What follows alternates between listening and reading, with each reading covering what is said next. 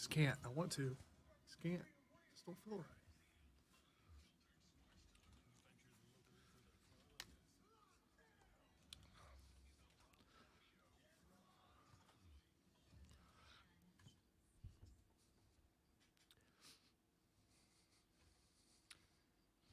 Deep breath, Lonzo. Deep breath. Relax. Everything's going to be okay. Twitter is back up. Everybody's fine.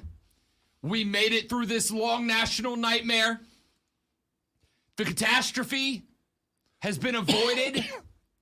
We can all go back to our doom scrolling. We can all go back to our existential online existence. Ladies and gentlemen, worry not. America is safe again. Twitter is back up. Hey, man, let me tell you, I was around in 2022 when Twitter went down. It was ugly out there, but I made it. Let me tell you kids something.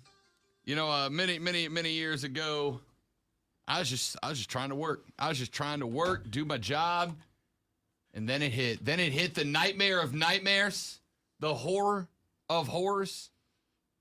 Twitter went down for like a solid 18 minutes, and I frankly didn't know what to do with myself. I mean, we made it through. It took some fighting. It took some hustle. But we figured out a way to make it through. And here we are. There were casualties. It was ugly in the streets, but luckily we were barricaded in, and we made it through the apocalypse. You know, there was a minute there I was worried for us. There was a minute there I thought to myself, how will we get through this? How will we get through this? How are we going to make it if we can't see that Twitter story, man survives 18 hours at sea by clinging on to football, lost by boys on beach is trending? How would I get through my day without knowing that? You know? All right, I'm disappointed that Rob doesn't have a doomsday prepper voice. Never watched that show. You know why I can't watch that show? It would drive me up a wall. I have never watched the show either. I'm just saying that's just the kind of... What would the voice be? There's commercials. There are commercials. The guy has a voice like that. 22-year-old Greg survives by stocking canned green peas in his mother's basement. See, you're a little too dramatic. You got to be... I'm too dramatic for a show about doomsday No, preppers. the doomsday guys, they're nice and calm because they're prepared. That's the whole point. They don't have to be... I mean, they're prepared. Hey, man, I'm ready. You just sit back and watch the chaos, the carnage. You're ready to go. I need you to know I got my own garden. There you go. We're growing tomatoes, cucumbers, strawberries, blackberries, blueberries. Actually, not even kidding. I finally sounds like you can make a nice fruit salad. I really can. I'm gonna be if the apocalypse happens tomorrow. The lady friend and I will be eating fruit salad for months. I got more damn cucumbers and squash than I know what to do with. And y'all like squash? You can come get a squash. I got all the squash. You eat squash, Lonzo? I like fried squash. I'll bring you a squash. A good portion of pumpkin is pumpkin pies and stuff are made out of squash. We got pumpkins growing.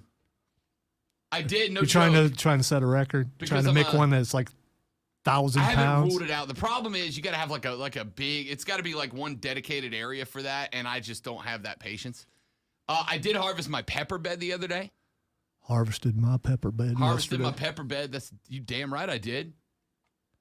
I got a couple of jalapenos growing out there. Got me some mason jars in the basement.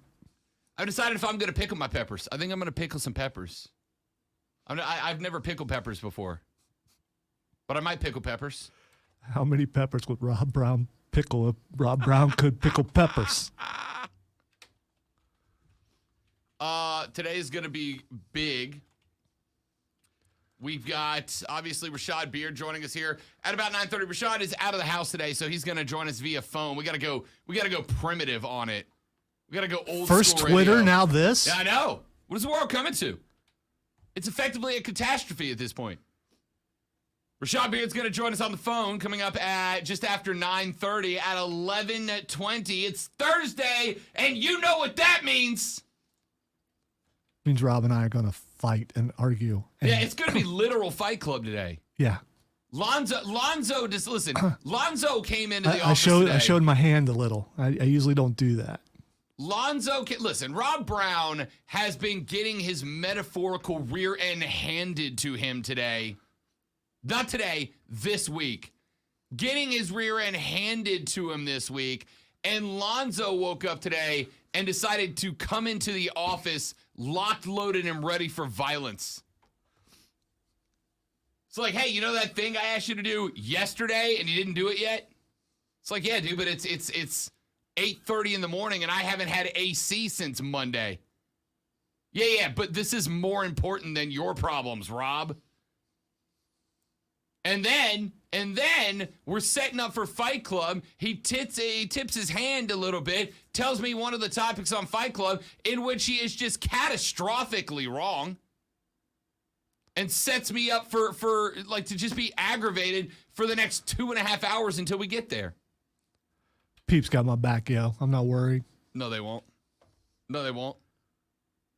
So, gonna be busy. Gonna be absolutely slammed with a capital S up in this bad boy today. But you are welcome to be a part of the show. The phone lines are open for you right now. They are set at 844 fan phone 844 FAN FONE 844-326-3663. You can also shoot us a text on the Preferred Home Services text line at 71307 71307. Start your text with FAN FAN FAN and we will read them live on the air. Texter says, will you autograph my squash? Yeah, sure. Sure, why not? If you like a squash, let me know. I'll autograph a squash for you. Only if you make sure that it becomes like a coffee table book. It's got to be right there, present. When people come into your house, you can go, you know what that is? It's a Rob Brown squash. Rob Brown squash. You can hollow those things out and they'll harden. So, yeah. You keep it forever. Texter said, Rob, what happened to the Triumph yesterday? Up 5-2 at the half. They were up 4-0 at one point and walked out of there with a 5-5 draw for a point. That was, I don't know, Texter. And I don't necessarily love to talk bad about the Triumph, but that was as disappointing of a performance. I just want to say, gold is your color, man. That, good look, right? That works. That works really well. Yesterday, the Greenville Liberty upheld their end of the deal. 2-0 victory over the Long Island Rough Riders, who, by the way, about a week and a half ago, won a game 18-0. Came down to Legacy early, and yesterday, the ladies of the Greenville Liberty put them down 2-0. So the Liberty on to the USL-W League semifinal game. That'll be this Sunday at Legacy Early College. Tickets will be on sale in the next day or two. I am waiting to hear from our friends over at the Greenville SC group to find out exactly when tickets will go on sale, and I will let you know when they do. Hopefully, should be either this afternoon or tomorrow. But they upheld their end of the bargain yesterday. They are on to the USL-W League semifinals and did so without some of their better players. We'll talk about that later in the show. But as the Triumph go, I don't know. I mean, it's not, you can't really call it a collapse because they didn't lose the game, right? But they were up 4-0. And I did not get to finish the game. I watched about the last 15 minutes of that match because I was calling play-by-play for the Liberty last night.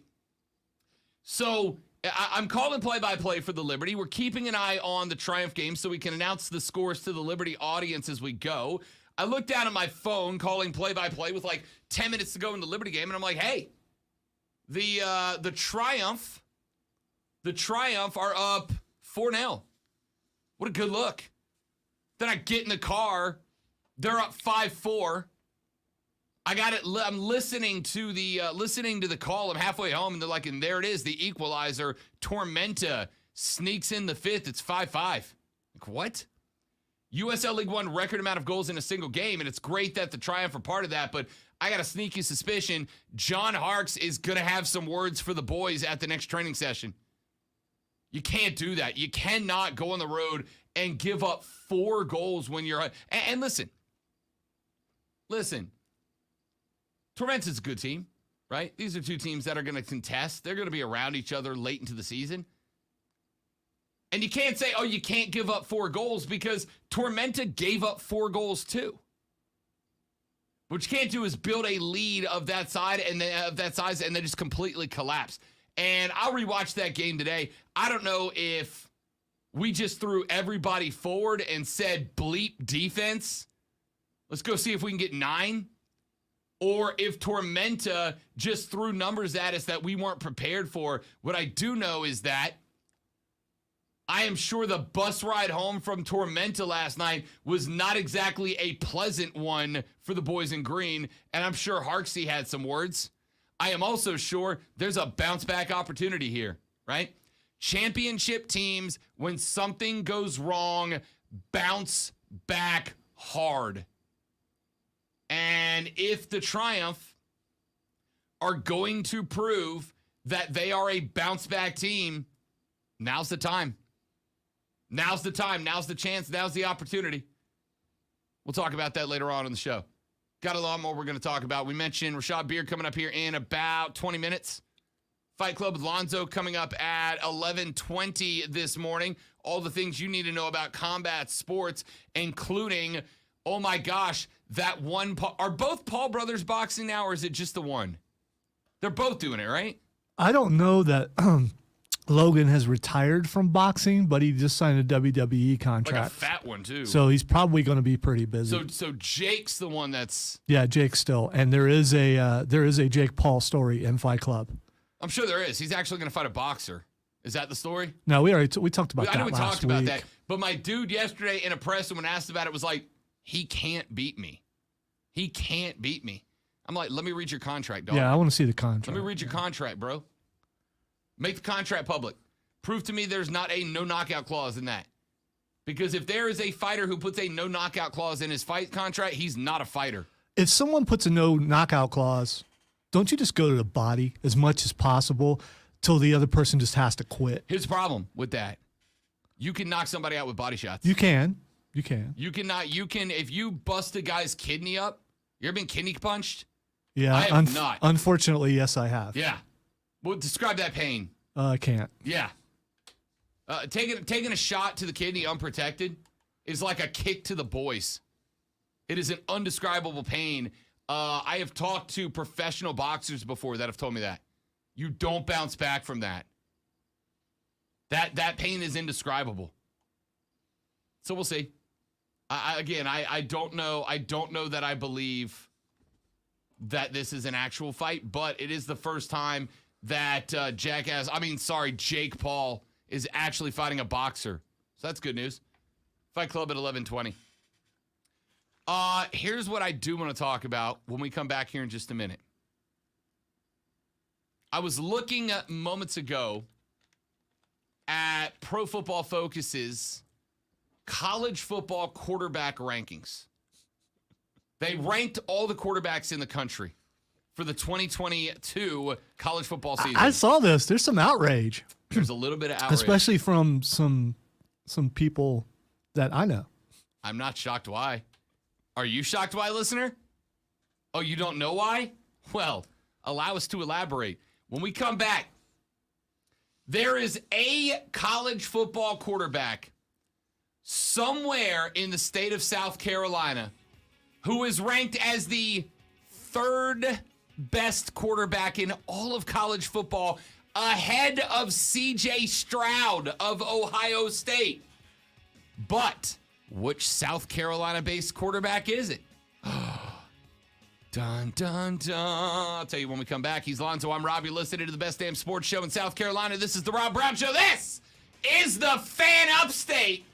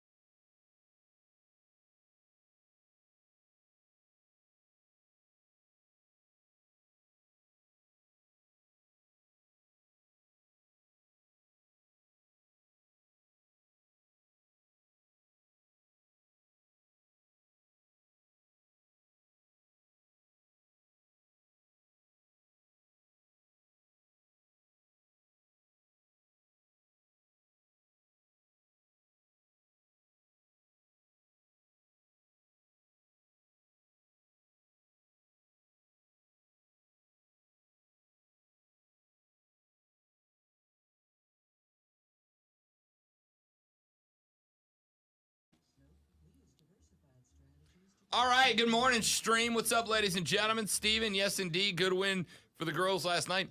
By the way, you want to talk about a team? Lonzo, this was the free giveaway shirt last night. Oh, that's cool. They just gave this to people who showed up. This is, as playoff giveaway shirts go, this is as good as I've ever seen. Again, it's nice. As good as I've ever seen. Tayshawn, what's up, fella? Welcome back. Good to have you, my guy. Hey, Tayshawn, I'm about to get back into that Xbox life. It has been unplayable for me for about a week because my air conditioning went out and my video gaming room was an absolute sauna. And so I actually unplugged everything. I didn't want to have the Xbox and TV and everything plugged in when it was 93 degrees in my house. But we got that racked up yesterday. So I should theoretically, hopefully be back on. I am, Lonzo, very excited. It is date night with the lady friend, and I asked her what she wanted to do, and she said, I want to see Thor tonight. That is all I want to do. Cool. So I will see Thor tonight. Cool. I think this is the Marvel movie that it has taken me the longest to see in theaters. Of the big ones. Of the main Avengers. I'm going to predict she won't like it. Why? Oh, you don't tell me why. I will talk to you about it tomorrow. Fair. So she really liked the OG Thor. She, like everybody else, was like, why would you do this in Dark World? She loved Ragnarok.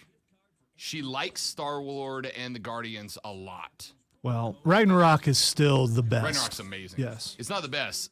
Winter Soldier is the best. No, I mean the best Thor. Entertaining. It's the best Thor movie. Is what I'm talking about. about. Yes, Winter Ragnarok Soldier was is still one of the best. most entertaining movies of all time. Loved Ragnarok.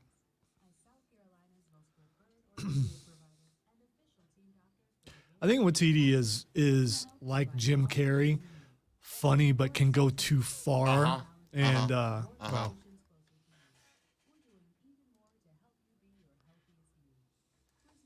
don't forget about Rashad. Yeah, he's calling in. I told him to call in about 9:35. Okay.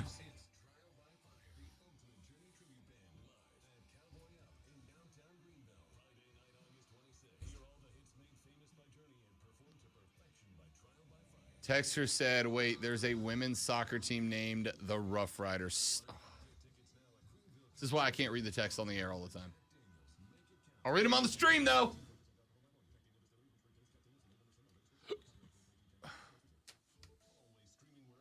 Bring it, Tayshawn, because I am not very good.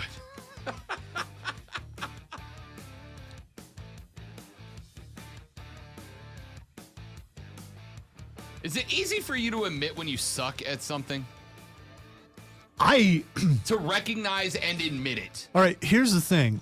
I think a lot of things are work, including you saying you're not very good at something, because I've played games with people who say, oh, I'm not very good, and they just destroyed me. Oh, no. And that was the joy for them. No, I'm not sharking you here. I suck. Okay, all right. You have watched me play video games. I'm terrible. I enjoy it, but I'm bad.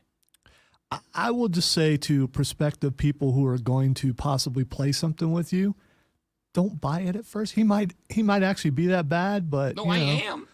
You what? Literally, I gave up on Elden Ring in like 6 days. Yeah, but a lot of people gave up because I suck at it. No, it's a really hard game. It is. It's a really hard game. You know, I don't usually quit on something. So it took me a couple months to beat it, but I finally did. Not me. I quit. I'm talking to my man Tayshawn in the stream about playing some Call of Duty. But you guys are going to be on the same team, I'm guessing. Yeah. So then if you, which I feel bad about because Tayshawn's going to come in here the next day and be like, "Yo, my back is killing me from carrying Rob." Well, T2, he with the great hair, has been trying to get me to play Call of Duty for a Call of Duty night for a show thing. Why didn't he ask me? He wants you to play. That's rude. He said he has talked to you about it before. He brought it up, but I've never played before. I guarantee you, I'm worse than you. I'll bring his team down too. All right, let's get into some stuff here. I was scrolling around yesterday afternoon and I came across a guy from the Columbus Dispatch by the name of Colin Gay. And Colin was not a happy camper yesterday. Why? Because in Pro Football Focus's college football preview, they ranked the college football quarterbacks coming into the 2022 season. And they ranked C.J. Stroud ahead of some big names. They ranked him ahead of Minnesota's Tanner Morgan at number 38, Cade McNamara at number 29, Talia Tungavailoa at Maryland, expected to be, they like him to be like his brother. He's at number 11. But it was number 3 of the top 3 that really got the GOAT of Colin Gay from the Columbus Dispatch. Now, number 1 in the PFF rankings.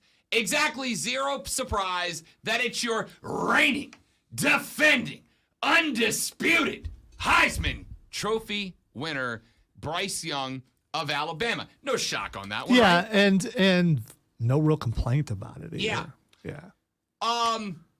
Number 2 is a little bit of an interesting one.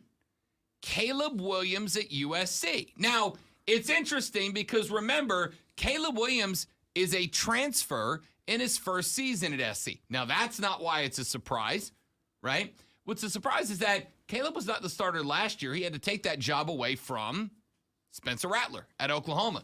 Took the job.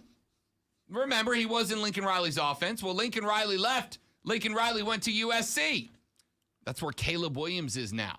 Now, I don't know that Caleb Williams played good football in relief of Spencer Rattler at Oklahoma last year. Played good football in relief of Rattler, but he's got a new team. He's in a new place, new scenery. Good news for him is same offense. He's playing Lincoln Riley's offense out there on the left coast now. He's got a little bit more talent, allegedly, at the receiver spot at USC than he did at Oklahoma. So he jumps up to number 2 for Pro Football Focus. It's number 3 where Colin Gay and half the internet lost their proverbial minds when Pro Football Focus's rankings came out. Because who do we see ranked by PFF as the number 3 college football quarterback in all the land? I'm judging by the fact that Lonzo kind of smiled and giggled a little at this going to break that he knows exactly who it is. I hope they're right. I do. I hope they're right. But Spencer Rattler is at number 3. Spencer freaking Rattler ranked the number 3 college quarterback in the country by Pro Football Focus. All right, so I'm confused. How much did Rattler play last year? Not enough to be ranked number 3 coming into this year in a new place with a new coach and a new offense. Because I was curious. Okay, maybe C.J. Stroud's stat. We're not really a stat show, but he threw 44 touchdowns and 6 interceptions. That's not bad. Apparently, Spencer Rattler's better than that. Stroud had the 3rd best completion percentage in the country last year, had a passer efficiency rating of 186.56, the only dude in America that had a better passing efficiency rating than C.J. McLeod last year was Grayson McCall of Coastal Carolina, and we all know how my dude went last year. He, the mulleted one, right? But so I'm not mad about this because I'm an Ohio State fan. I'm also a Gamecock fan. I'm not mad about it. I hope they're right. And if you're a Gamecock fan out there, all this anger aside, and this anger should be there since Rattler didn't play last year, you got to hope this guy's right. Because if he's right, Gamecocks are going to do something this year. PFF has your top 10 quarterbacks coming into this year ranked as such. Number 10, Tyler Van Dyke of Miami. Number 9, Keaton Slovis of Pitt. Number 8, Dylan Gabriel at Oklahoma. Number 7, Brennan Armstrong of Virginia. That's a hell of a quarterback name. Brennan Armstrong. Number 6, Grayson McCall at Coastal Carolina. Number 5, Sam Hartman of the Wake Forest Demon Deacons. How about Wake Forest having a top 5 QB according to PFF? Number 4, C.J. Stroud of Ohio State. Number 3, Spencer Rattler from South Carolina. Caleb Williams of USC, number 2. And Bryce Young checks in at number 1. I was curious as to where they might rank DJ Uiagalelei in all of this. I went down the list to find DJ Uiagalelei, and I am going to tell you that unless he snuck by me, I don't know that they have him listed. Yeah, it's kind of a name that you wouldn't miss if it's on there. So, Yeah. I mean, I looked down the list. Some of the names that are on there, they've got Connor Bazalik from Indiana, 47. Jordan Travis of Florida State, number 44. JT Daniels, the transfer to West Virginia, is number 40.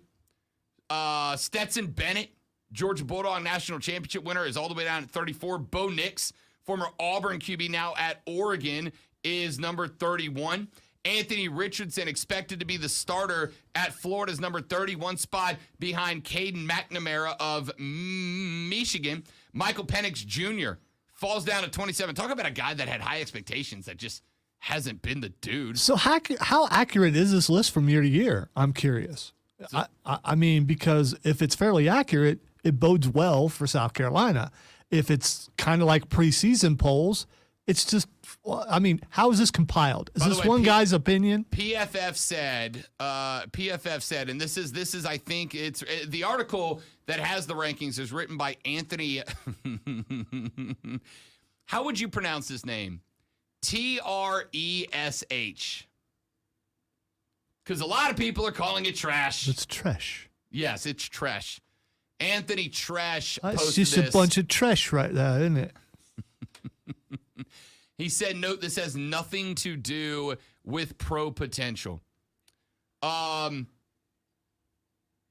dog Bryce Young, he says biggest projections. He believes that Quinn Ewers of Texas and Cam Ward of Washington State might be the guys. He's got Talia Tungavailoa, Malik Cunningham of Louisville, and Aiden O'Connell as his biggest sleepers to be the dudes. I was curious as to what they had to say about Spencer Rattler.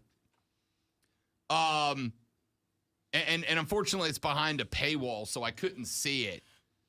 But I find it interesting that they've got Spencer ahead of CJ Stroud. Not because I don't think Spencer can or can't be better than CJ Stroud. Lonzo, you're an OSU dude. Were you satisfied? Were you happy with CJ Stroud last year in a development role in year one? I think year after year, the Buckeyes get some pretty good quarterbacks. They may not do real well in the NFL, but as far as college quarterbacks goes, they reload every year. I thought he did a really good job. Thought it was good. And statistically, for the record, he was good. He was good. What, 44 touchdowns, 6 interceptions, yeah. I think is what I said. That's not bad. Second highest passer efficiency rating in America. That's not bad.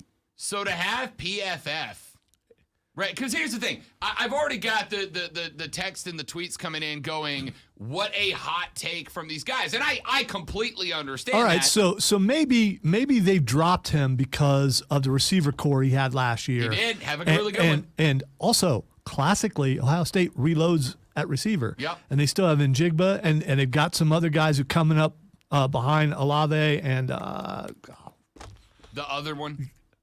The better one, and I forgot his name. No, Olave's kind of a dude. No, but the other guy was Njigba was actually the guy last year. Njigba was a guy. Yeah, so let's say Garrett. But anyway, so maybe that's why they dropped him. But I don't understand. I'm happy that Rattler's so high, but he's had expectations put on him before and didn't do so well. Yeah, but again, and we talked about this, and we got to run to a break because we got obviously Rashad Beard coming up in the next segment. He's had expectations placed on him before, but the expectations are not the same, right? Oklahoma expectations were Heisman finalist and national championship winner. Expectations at South Carolina are definitely not that. We'll talk about that more in the next hour of the show, but let's run to a break. When we come back, my guy, Rashad Beard, gonna join us live on the phones. It has been a week since Baker Mayfield became a Panther. We finally heard from Baker in a press conference a couple of days ago. We'll break that down with Rashad coming up next. I'm Rob. He's the great one, Lonzo. Rashad Beard next on the Rob Brown Show on the Fan Upstate.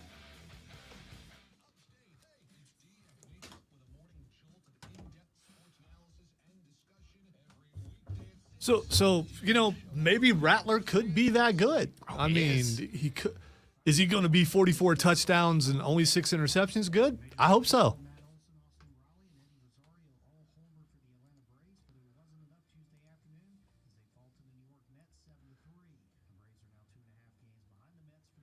If Rattler is as good as they're projecting him to be, what does that mean as far as wins go for South Carolina? I mean, if he's the top 3 quarterback in the country, that's got to be a 9-win football team, right? Because remember we went through the schedule a couple of weeks ago, and there were like 4 games that we were like, if South Carolina's really good, they'll win all 4. If they're pretty good, they'll win 3. So what that means is at the end of the year, and only the people on the stream can hear this, but we'll bring this back up next time. So what this means is South Carolina has a better quarterback than Clemson.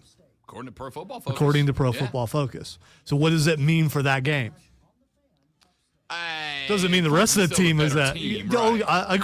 Agreed. If we listed the positions that South Carolina was better than Clemson on the roster right now, and we took PFF into consideration, quarterback's the only answer, right? Is there anywhere else South Carolina's better? I don't know. Tight end, Stogner coming in with Spencer. That's a pretty good tight end. Maybe tight end. But outside of that, I don't think I'm still waiting to see if there's going to be a drop-off on defense for Clemson. I don't think there will. I don't either. This year. But I think going forward there could be. Yeah. Because one thing you're not going to have, I know this sounds weird, but you're not going to have tenacity on the sideline. You're not going to have the get-back coach having to hold your coach back. Because as a defensive guy, if I'm looking over and my coach is trying to get on the field, that's going to give me a little something extra. Sub says tight ends and corners are better for South Carolina. Corners would be a contest. But I don't know, man. We might have to do that. Again, here's what I don't like, and this is me, and I may even get in trouble for this. You know what I don't like? It is July. Yeah. Let's do a position breakdown between 2 teams for one game that happens 6 months from now. Agree. I mean, now if you wanted to do it for the first game, whoever they play the first game, which is probably not. I mean, their first challenge. Who's the first challenge? And also, it wouldn't be bad. Clemson's got Georgia Tech on the 5th. I'm talking about South Carolina. So South Carolina, if he is the number 3 quarterback, I don't think it would be bad to compare each.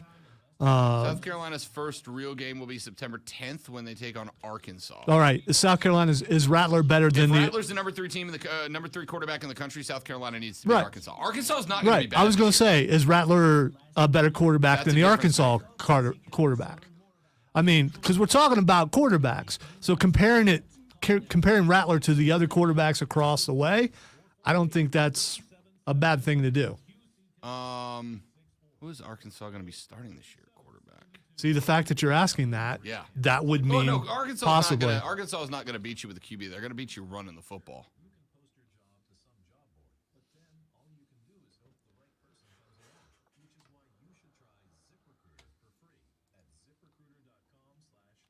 And I get what you're saying. It's way too early, and it's way too easy to fall into that. I got no justification for doing a unit v unit breakdown. But you do for having QB versus QB because that's what we're talking about. Yeah.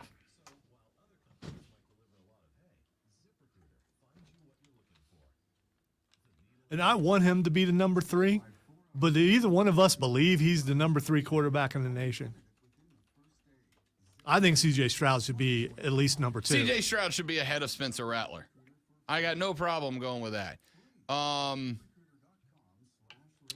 I'm not getting mad because I don't know that they're still going to play games and we're going to find out who is the better. This is really interesting because I'm looking down the rest of the rankings and I don't know that there's anybody else behind C.J. Stroud that I would defend. Do you put Grayson McCall ahead of Spencer Rattler?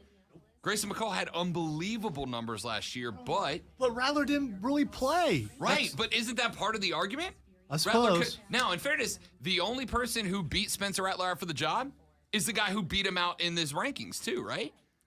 Like Caleb Williams is number 2 in these rankings. That's true, but I mean, if he was coming off of injury, I would get it. But he didn't play because he got beat out, and I don't know.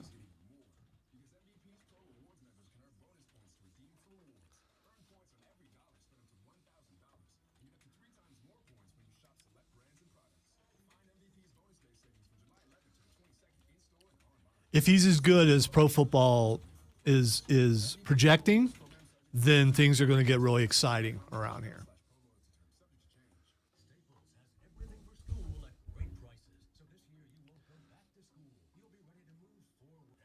The best quarterback in South Carolina history is Connor Shaw.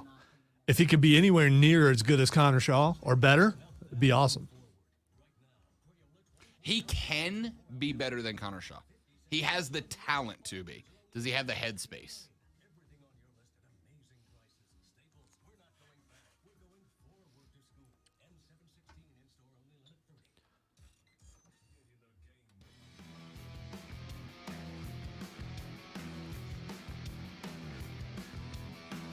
We're going to get back to those QB rankings to open up the next hour of the show. But before we do, it is time, ladies and gentlemen, as it is every Thursday, to welcome in the man, the myth, the legend. He is the host of the Panther Nation podcast, which you can hear by subscribing to their channel on YouTube. It is going to be, if you are a Panthers fan, a gold mine for you for Panthers news, information, and opinions. My guy, Rashad Beard, joins us on the phone line today. Shad, what's up, big dog? Robert Zoe, what's going on, man? All is well over here. It's good to be back with you guys. Of course, man. Of course. And all right, let's jump right in. You came in last week. You smiled, you grinned, you bared it, you got through it. I told you Bake was the guy. You told me I was nuts. He's the guy. Now, let's put the I told you so's to the past, Rashad Beard, and let's move on to where we are now. He's been here for a week. We haven't seen him in a helmet. We don't know what he's going to look like yet. But he did a press conference the other day, and I'm going to tell you, Rashad, I saw a professional. I saw a humble Baker Mayfield. I saw a dude that instantly calmed me down in terms of where is Baker's mentality. The dude looked and sounded like $1 million, Rashad Beard. Yeah, I gotta agree with that. I mean, very, very mature, very calm. No animosity towards the Browns. I was very surprised, and I think that a lot of people that were pro Baker were trying to tell me that the whole his personality thing it's a little overstated. I think it's one of those guys where, and Baker's one of those guys where he's on your team, you love him. He's not on your team, you hate him. We've had a guy like that in the past. And so, listen, I love what I heard from him. A couple of things. One thing he said, open competition. He knows Sam Darnold. They go back. One thing I am a little concerned about is that what he said was his throwing mechanics is going to be tweaked a little bit. We've heard that a lot. We've heard that from Sam Darnold. They had to tweak his throwing motion. Going back to Cam, we had to tweak his throwing motion. So that's a little concerning, but hopefully everything gets worked out with that. But yeah, man, really, really calm guy. And he looked good, man. I got to be honest. I'm starting to get a little bit more excited. Broke down some film. Things look good, man. I'm happy and things are in a good place.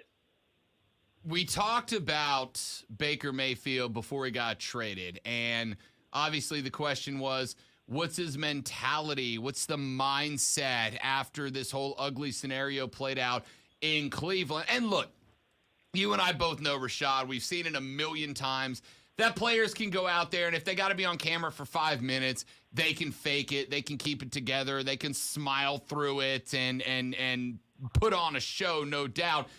But my man was live from his kitchen. He went live for about 20 minutes.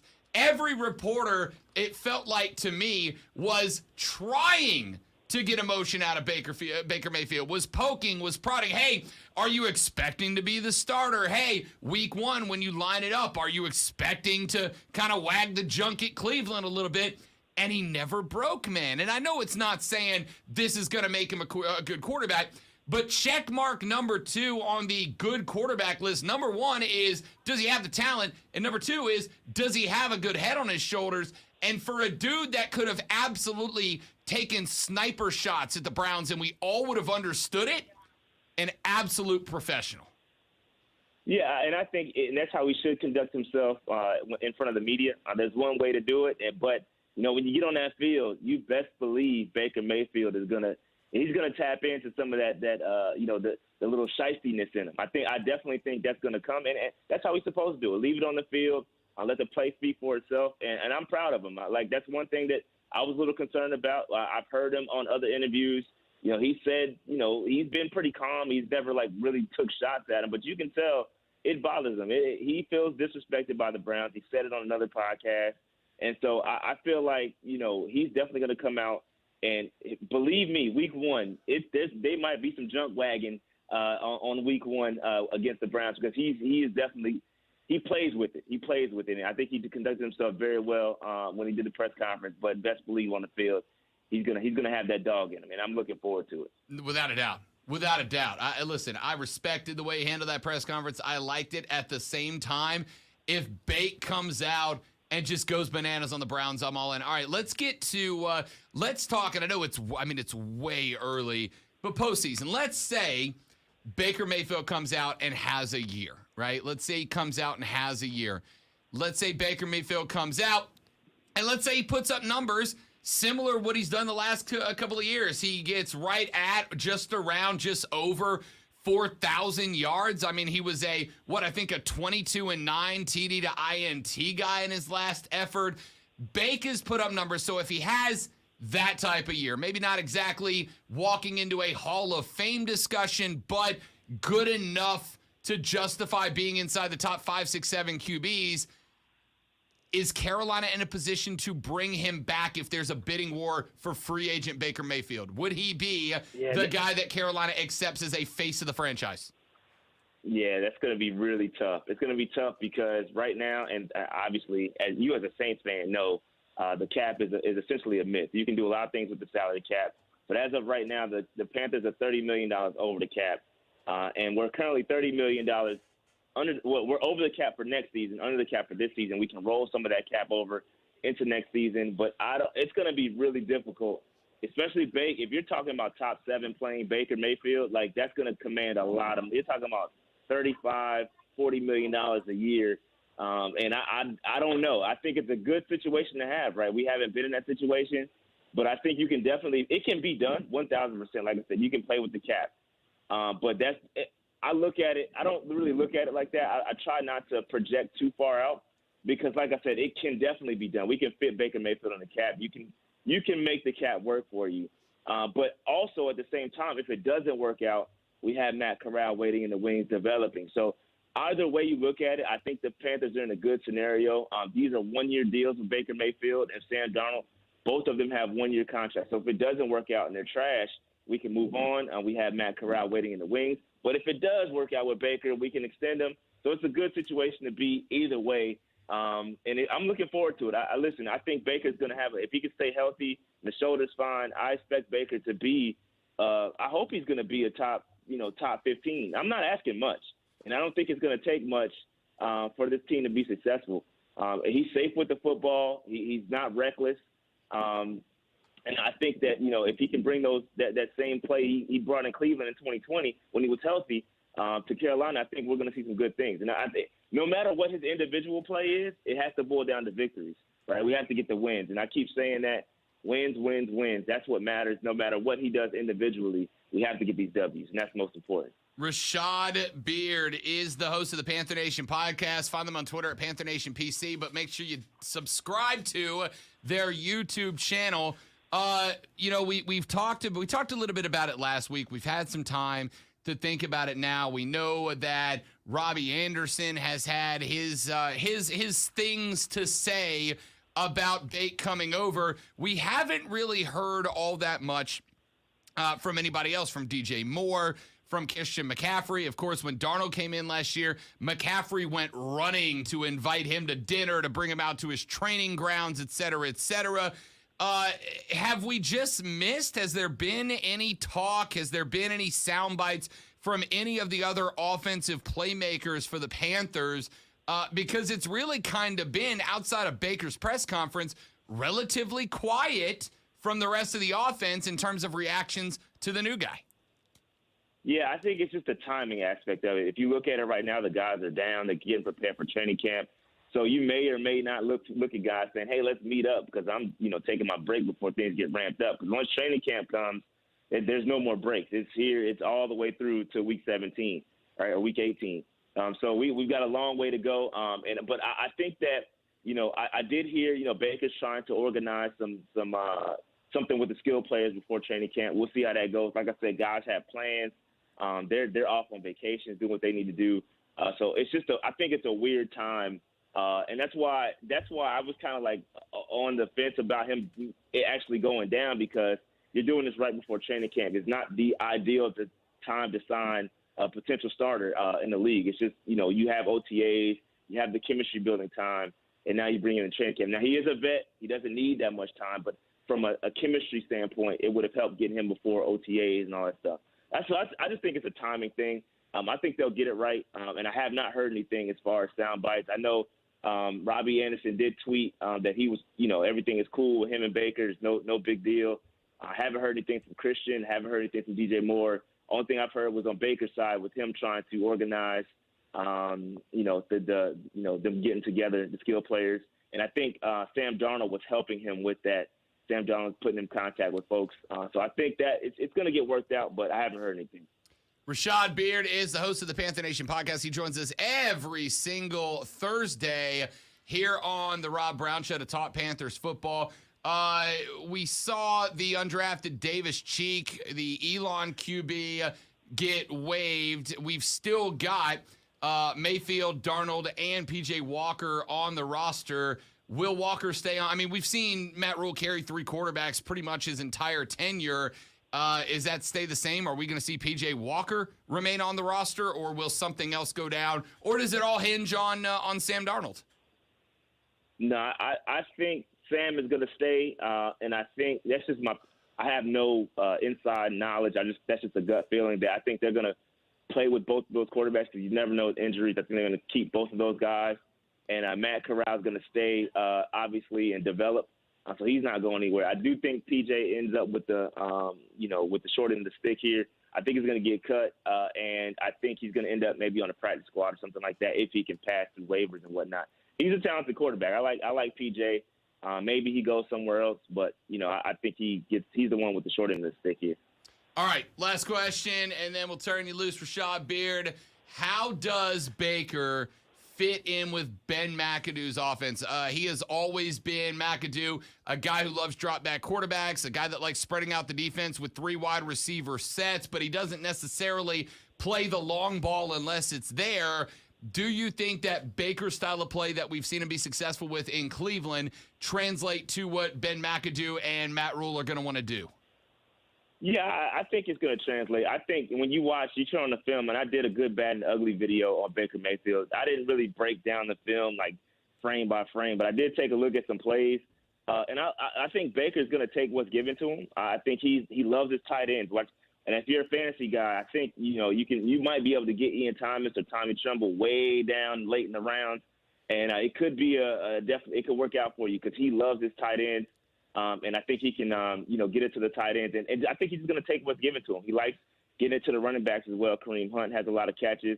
So I think it's going to fit in. I think he fits right in with the talent that we have. And I think that one of the most refreshing things that, when you turn on Baker Mayfield's film is that he does like to push the football. I know McAdoo is not the biggest deep ball guy, but, I think that, he's actually going to take the shots. Baker is not scared to throw the football. I don't know how many times we've seen Sam Darnold or going back to Teddy Bridgewater. Those guys were kind of scared to let it loose. One thing about Baker Mayfield is he is not scared to throw the football deep. He's not scared to throw it in a tight window. Yes, he does have some interceptions sometimes. It's not a terrible thing. But that's one thing I do love about Baker. He's not afraid to take some chances with the football. It's going to be exciting to see guys like DJ Moore who can get open deep. Guys like Robbie Anderson who can get open deep, potentially be used in that man. Those guys are guys that can stretch the field. And so I'm excited to see those guys actually be utilized in that way because we have not seen them maybe since Cam was healthy, DJ Moore's rookie year. We haven't seen DJ Moore push the football and go deep. So I'm excited for it. I think it's going to open up some things. He likes to run the football too, so that's going to be exciting. But I think he's going to fit, and I think it's going to be exciting on the offensive side of football. Rashad Beard is one half of the Panther Nation podcast. You can find their channel on YouTube at Panther Nation PC. If you are a Carolina fan, you must subscribe to that channel. You're going to get absolute gold from them. My guy, Rashad, as always, dude, good to have you, big dog. We will talk to you next week. Appreciate you guys. See you next week. Always. That is Rashad Beer. We are glad to have him join every single Thursday. Let's take a break when we come back. Lonzo and I were having a discussion during the break after we got done with that Spencer Rattler discussion. Is Spencer Rattler the third best quarterback in college football this year? He had speculation last year he was going to be the guy. He lost his job to Caleb Williams, but Caleb Williams is the number 2 quarterback on this list. According to PFF, better than Spencer Rattler, which makes sense that Caleb Williams would have taken Spencer Rattler's job last year. So now with all that in the rearview mirror, can Spencer Rattler live up to that hype? We'll address that more when we come back. Plenty of time for your phone calls at 844-FAN phone, 844-326-3663, and your text messages on the Preferred Home Services text line 71307. Tweet us, because Twitter's back, baby! At The Rob Brown Show, at Lonzo and Word. The Rob Brown Show rolls on. This is the Fan Upstate.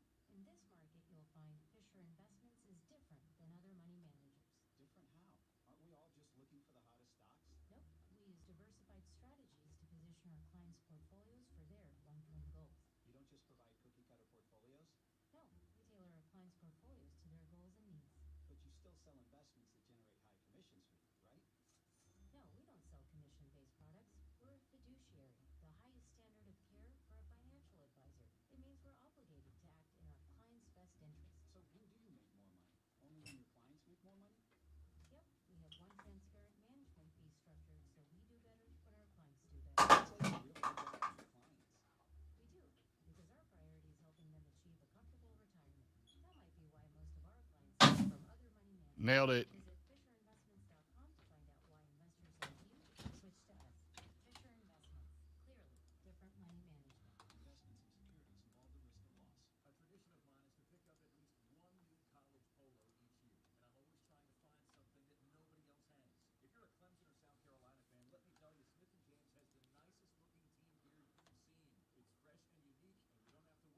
The spider is freaky, isn't it? It is. Yeah, it is. I don't dislike spiders. Like, if I was a spider in the house, I'd take him outside and let him live his best life. I won't. That was weird. I will squish it. And I think if I saw a camel spider, I'd probably just die. I mean, I would just die instantly. You know what? It's just easier. It's just easier not to exist right now. Go ahead. I'm done. No challenge today. Easy today.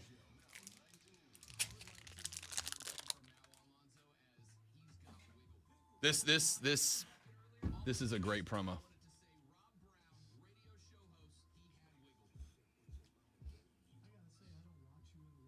Do you know what that is, Lonzo? That is my Carolina Reaper that has finally started to grow. I'm a garden guy now. That is my Carolina Reaper pepper that has just started to come in. Lonzo, here's my question. The lady friend is growing tomatoes and cilantro. I'm growing peppers of all types. Our plan is for college football kickoff to utilize all of these veggies and peppers to make a homemade salsa, of which half will be regular salsa. The other half will include Reaper, ghost pepper, and scorpion pepper in. Will you be willing to take a bite live on the air? Okay, so during this show. Uh-huh. Okay, so not on your show. I'm not going to ask you to do that. No, because you're talking about kickoff. So on a Saturday, I might be down for the rest of the day if I do that. Right. No. Yeah, I'm talking about like on a Friday after, like last segment of the last show segment, on this show. Yeah, I'm down. And here's the thing. I'm only going to put one piece of all three peppers in there. So it's basically Russian roulette of salsa. Little brother's coming up. He's in. We're going to play. It's going to be Russian roulette of salsa. I'm going to put one little piece of scorpion, One little piece of Reaper, one little piece of Armageddon pepper. Yeah, I will pay for it, but yeah. Only if you get it. You may not get a piece. I You may might. be safe. I might not. Basically, my rule is going to be you got to take a Tostitos dipper, the bowl shaped ones. Yeah. You got to fill one of those up. Got you. That's it. Got you. Tayshawn, I will be on. I know I'll be on Saturday night. Saturday is the one day I have nothing to do. Nope, I lied to you. I will not be on Saturday night. I will be DMing for my nerd friends. I will be on Sunday night. I know one of my 2 weekends I've got nothing. I've got the Liberty games. Yeah, it'll be Sunday night because I got the Liberty game, and when I get home, my wind down will be a little COD. So you wonder why I'm mentioning something every single day. I won't forget. This It's actually would be why. It's actually on my calendar, but if I'm not looking at my calendar, I forget what's on my calendar. Okay. Calendar is the first thing I check every The morning. What did I sad forget about today? sad part is everybody else is really looking forward to this. I'm looking forward to you it, can't too. even remember that it's happening. You know me, Lonzo. Yes, that's why I'm reminding you every day. And Perkins.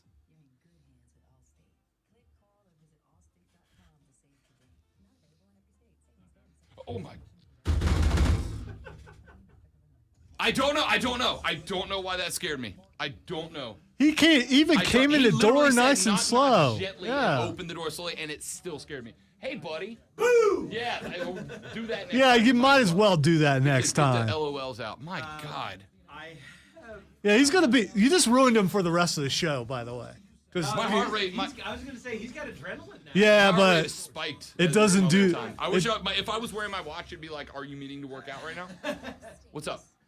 I just got the email that your one login has been reset. So you Cool. should Oh, be that able to was- go to odyssey@work.com. Okay. And Reset it. Follow the prompts, and it'll walk you through I'll the process. probably call you because I broke it anyway, Yeah. but I'll let you know. I just wanted to let you know that you should be able to get your You know what I love? It's that every time I'm like, "Hey, Chris, can you help me with this one little thing?" It always spirals into chaos. No, this is the process. This should be okay. Like this. So far, we're on track. I'm gonna isolate off just that look. Just that- that's your gift for the day. Yes. That's your gift for the day. That was- gift for Jiff. Yeah. You're a good man. Thank you. Thank you for being correct. He's got a shirt that says typo on it. I mean, come on. Trey, what's up, big dog? Welcome in. Good to have you, amigo.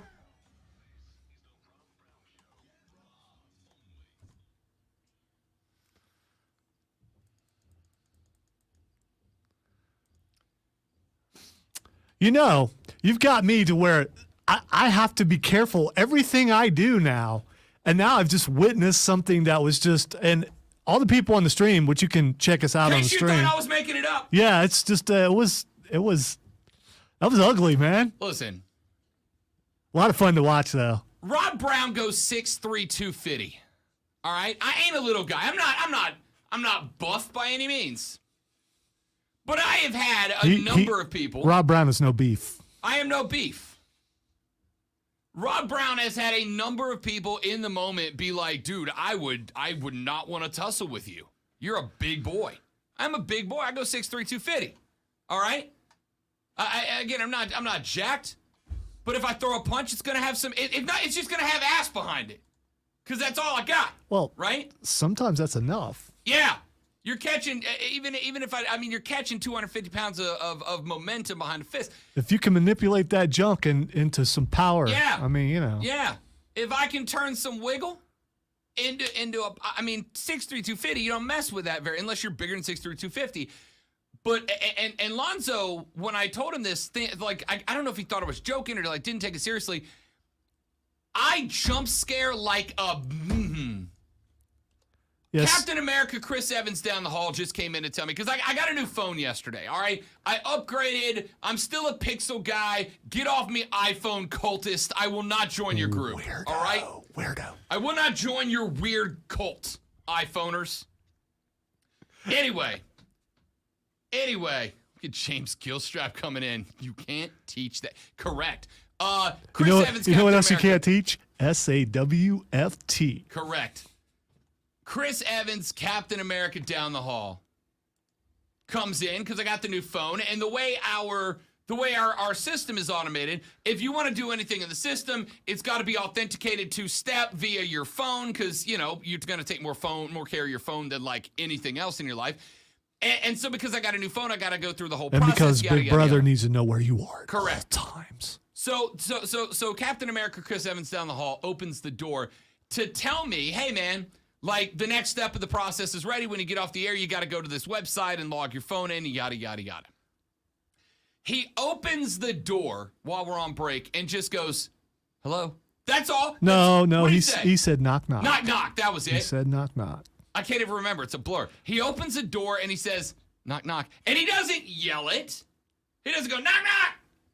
He just opens the door and goes, knock, knock. And I jumped out of the chair.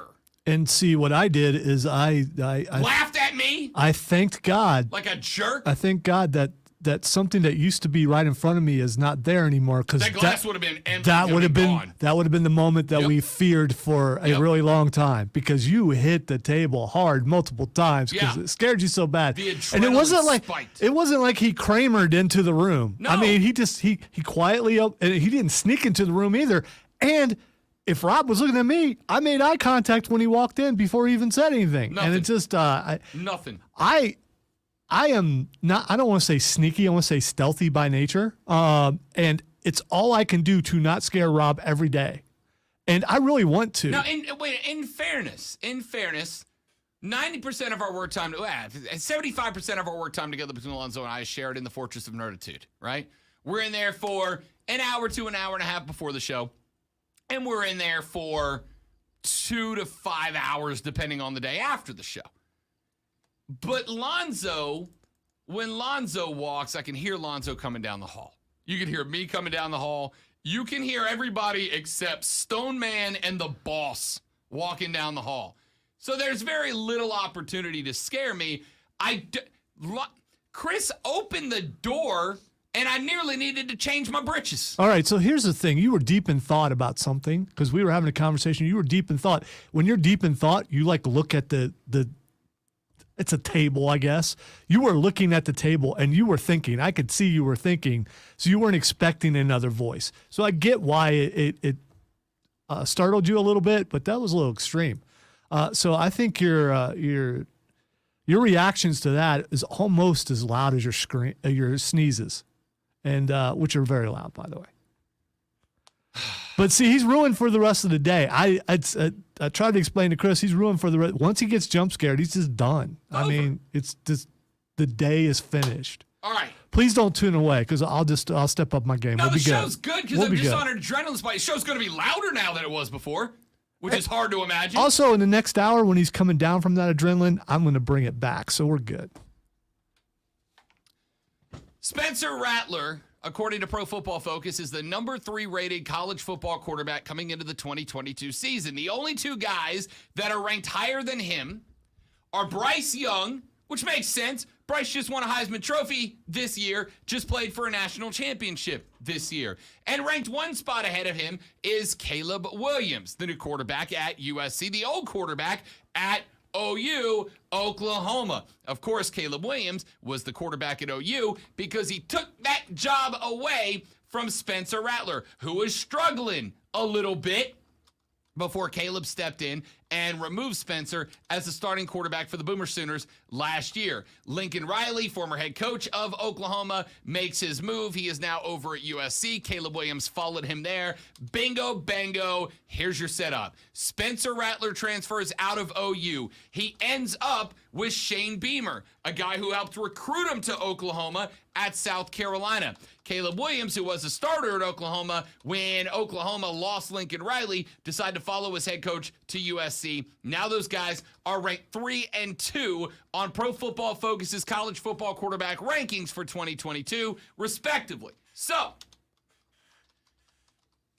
the reaction to the PFF rankings here, the reaction to Spencer Rattler beating out C.J. Stroud of Ohio State for the number 4 spot, Grayson McCall of Coastal Carolina at the number 6 spot.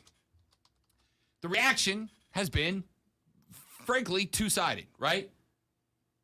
There's Well, you know what? I'll say three-sided.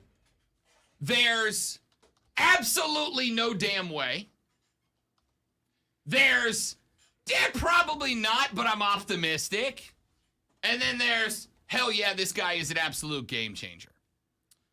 I think Lonzo and I both fall in that middle camp of maybe. I'm optimistic. Yeah, I hope so. I hope so. Well, for one thing, for credibility for the person who wrote the article, because if it's not right, he looks kind of bad. And the other thing, as you know, as a Gamecock supporter and fan, I kind of hope he's that good. And for the area, because Rob has talked about many times how you want both teams to be good. I know Clemson people don't want South Carolina to be good. I get that. But I hope they're right, and I hope he ends up being really, really good. Yeah, me too. Me too. Because, again, Lonzo and I get the bag when teams are good. And I'm not offended as an Ohio State fan. I kind of find it funny. Do you agree with it? No, I don't agree with it. I don't agree with it. And I hope – I don't know how C.J. Stroud is motivated because I don't know him. But I would take that as motivation of I did all this and you're putting me back here. Let me show you. You know, I hope that he takes it that way and makes himself even better on the field. Look, I don't know exactly what Spencer Rattler's going to be. I've given you guys my theory 100 times. I'm not going to beat the dead horse. Suffice to say, the nuts and bolts version is that at OU, Spencer Rattler had the highest possible expectations placed on him. He was expected to be a Heisman Trophy finalist. In fact, before last season started, he was, I think, the number 1 or 2 Vegas Heisman finalist odds. And he was expected to, no big deal, return the Sooners to national prominence. I mean, not a big deal, right? That'd be like if they were like, Rob Brown, we have expectations for you at the Fan Upstate. All we expect you to do are win an Emmy. Grammy? Which one do you get for sound? Grammy? A Marconi, I guess. A Marconi? For radio, I believe it's a Marconi. All we expect we're not winning a Tony. We're not on Broadway, but, we could be. We've had there are some radio hosts that act a lot and should be up. And some of them don't act that well. At all. Yeah. Yeah. The expectations for us here on the Rob Brown Show. I mean, joking aside, Lonzo and I have said our expectations are to win that Crystal Hardware every single year. We didn't this year. You better believe it has invigorated me. But if the boss said, hey, our expectations are nothing less than a frickin' Grammy, we'd be like, all right. Right? So Spencer did not live up to those expectations. Spencer comes to Columbia. Lonzo, do you think there's expectations of a national championship in Columbia that are placed on Spencer Rattler? No. Some people just drove off the road that you even said that. No. I mean, everyone wants that. Sure. But no, they're not ready for that. Do you think there are expectations of win the Southeastern Conference this year? Yes. I don't. I don't at all. Of course, you don't go into, I mean, that's your first step is to win your conference. I think your first step's win the division. Yeah, win the division. All right, so there we go. And keep in mind, in your division is the defending national champions and reloaded Georgia Bulldogs, right? I not only don't have expectations for a national championship for South Carolina, don't take this the wrong way, Gamecocks. I don't have expectations for a divisional championship for you this year. And that's not a shot at you. That's just how good Georgia is right now. Florida ain't got a shot. Tennessee ain't got a shot. It's Georgia's division, and nothing short of a catastrophe is going to prevent them from repeating as champs. So the expectations on Spencer Rattler are compete. That's it. Compete. I think it comes down to realistically, as a Gamecock fan, you should be wanting to do better than you did last year and show that you're on your way back up and maybe with the opportunity to ascend where you've never been before. Will Spencer Rattler get you there? He should. amount to some wins if he stays healthy. How many quarterbacks did South Carolina have last year? Be nice to have the same one for the entire season. Sure it would. That'd be kind of cool. Sure it would. Sure it would. And I guess that maybe that's expectation number one, right? Barring injury, be good enough to remain the starter for all 12 regular season games. Because he, past experience, he wasn't able to do that. So I think that's the expectation. Barring getting hurt, be the starter all 12 games. Don't let Luke Doty take your job. Real simple, right? And if you're smirking about that, there's a chance that Luke Doty could do that. Sure. Colton Gauthier is right there behind you too, right? Be the start. A realistic expectation for Spencer Rattler is be the starter all 12 games barring injury. I think the next realistic expectation for South Carolina is you got to make a bowl game in another season, right? If it is anything short of a bowl game, it's a massive disappointment of the season. And I don't care if it's Luke Doty at quarterback. I don't care if it's Colton Gauthier. I don't care if it's Spencer Rattler. Not winning 6 for the Gamecocks is a massive but that's letdown. That's the thing. You don't want to barely make it into a bowl game. Agreed. You want to have enough wins to be up for a decent one. Agreed entirely.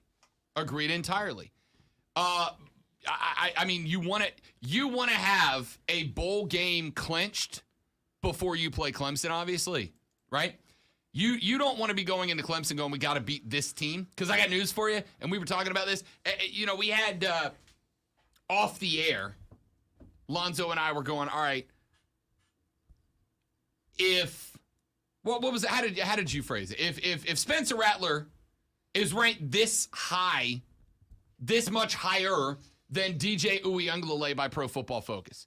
If Spencer Rattler is ranked as the 3rd best quarterback in the country and DJ didn't make the list of the top 50, what does that change for the Clemson-South Carolina game? And my answer was not much, because if these rankings are accurate, South Carolina's better at the quarterback position. What other positions are the Gamecocks better at? Maybe tight end with Stogner coming in from Oklahoma. Maybe tight end. But outside of that, what position are they better at? But the thing is, if this is accurate, then he could arguably be the best quarterback in the SEC East, right?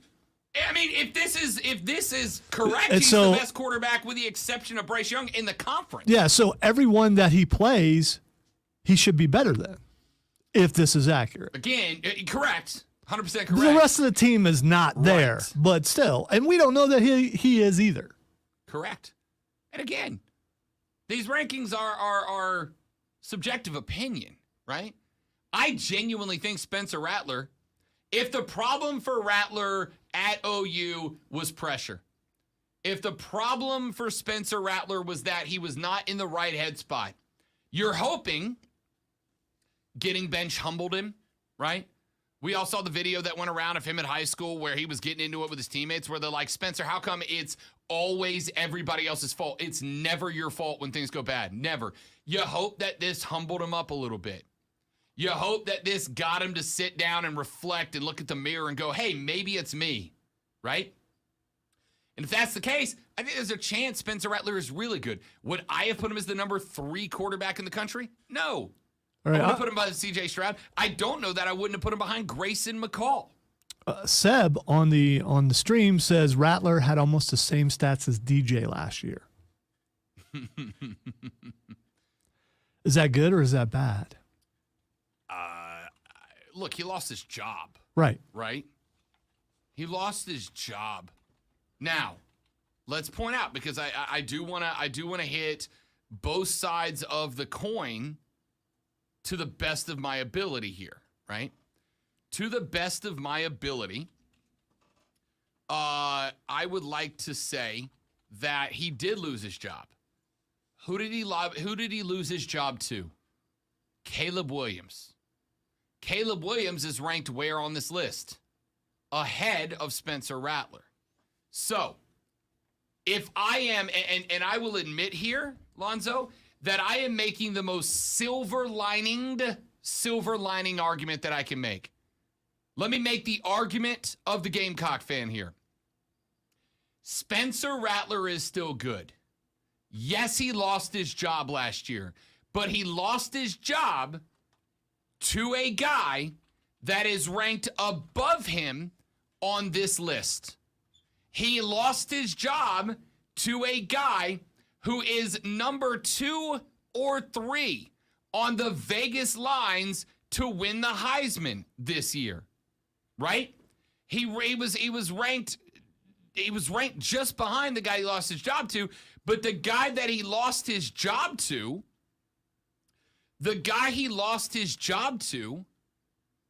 is better than him. And not just better than him, he's better than potentially everybody else in the country, with the exception of Bryce Young, who just won a Heisman, right? So you could make the argument. I'm not saying it's a good argument. I'm not saying it's an argument I would make, but you can make the argument that Spencer lost his job to the second best quarterback in the country, which means what? It means Lincoln Riley went, yo, Spencer's good, but this guy's better, and considering my job is to win, I got to go with the better guy here. I got to go with the guy who's got a better opportunity to succeed. I'm going to roll with that cat.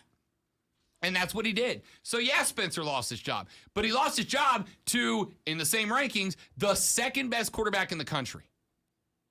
Now he comes to South Carolina. He doesn't have the second best quarterback in the country staring him down from behind him on the depth chart. He doesn't have expectations of a national championship. He doesn't have expectations of a conference championship. Hell, as far as I'm concerned, he doesn't have expectations of a divisional championship at this point. Well, and arguably he doesn't have as talented of a team that he's playing on. So, some would say he's went down quite a bit in the talent that's around him. Sure, 100%. 100%. So there are built-in excuses. The question is, what's he really going to be able to do on the field? And I can't wait to see what happens, because we are getting pretty close to football. Now, here's what I will point out. I went and looked up the Vegas odds as of today, as of right now. Number 1, 2, and 3 on this list that we read you are Bryce Young, Caleb Williams, and Spencer Rattler. You ready for the Vegas odds for Heisman Trophy winner? Now, granted, keep in mind, Heisman Trophy winner includes running backs, wide receivers, etc. But if we look at those names, Heisman Trophy frontrunner, who has in the entire country lines, who has the best odds to win the Heisman right now? Is that person included in the 3 that you just said? Sure is. All right. Nope, sorry. No, he's not. I'm going to go with C.J. Stroud. That is correct. Yeah. C.J. Stroud is plus 200. He's 2-1 to win the Heisman. Second in the country is Bryce Young. Third in the country is Caleb Williams. Here's where it gets interesting. Number 5 on this list at plus 2,500, 250 to 1. At plus 2,500, Lonzo, and 5th on the list, DJ Uiagalelei. Really? Yep. He is ahead of Quinn Ewers at plus 2,800. Tyler Van Dyke at plus 3,300.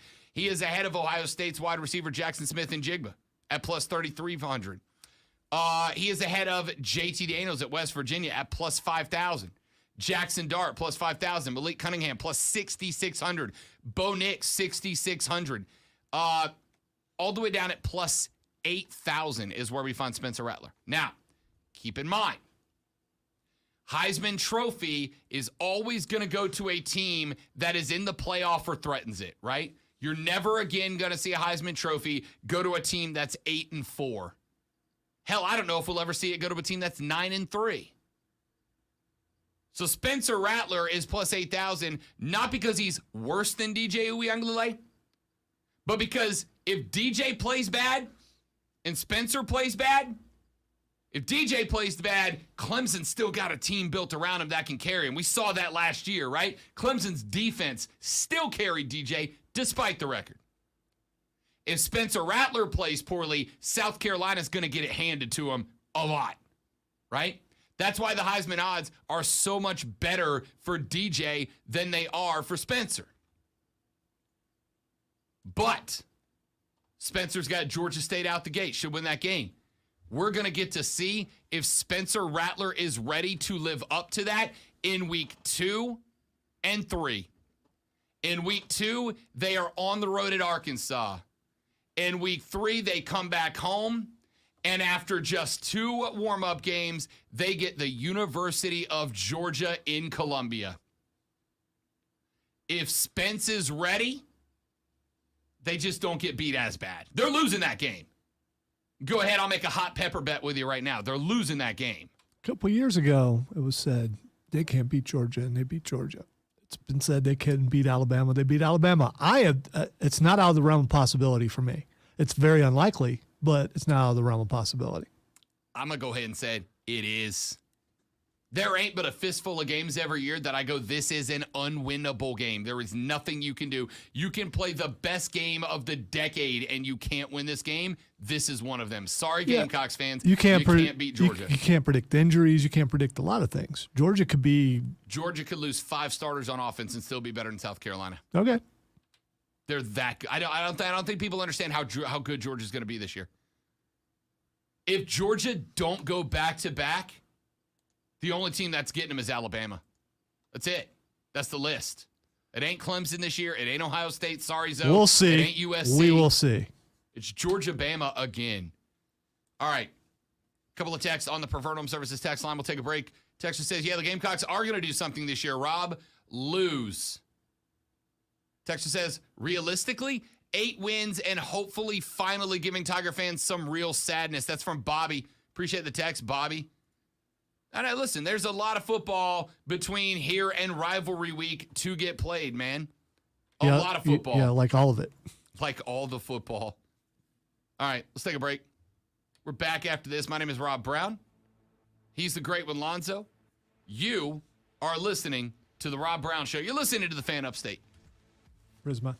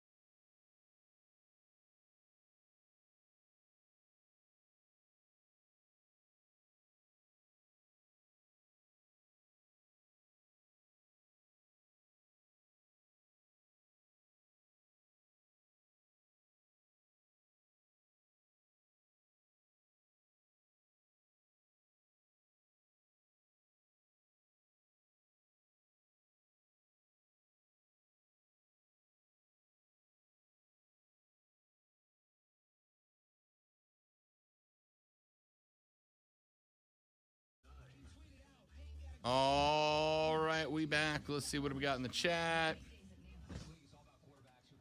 How many wins does Rattler need to be considered a first-round pick again? I don't know that it's about wins. It's about getting the stat numbers back, right? We've seen a lot of first-round draft picks come off of mediocre teams. It's about their numbers. About their numbers. Seb said Rattler had almost the same stats as DJ last year. Think about that. What I'm saying is Clemson fans and Mark Ryan need to calm down about DJ and that Rattler is that good. Yeah, I don't know, man. Are there like what are Clemson fans upset about? That DJ's not that good? Are they panicking he's not going to be that good?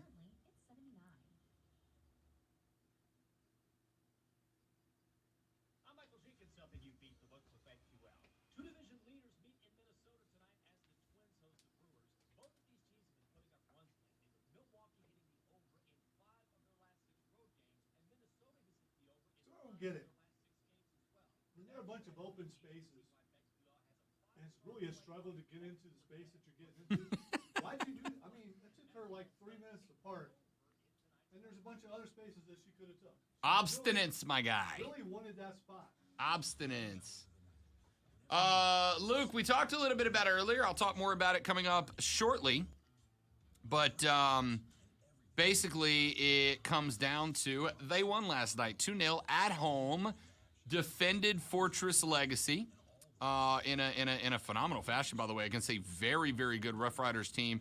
Rough Riders team was coming into that like on a 35-0 score differential leading up to that game, including an 18-0 victory about a week ago, and they took it to them. Took it to them. Very, very happy about that.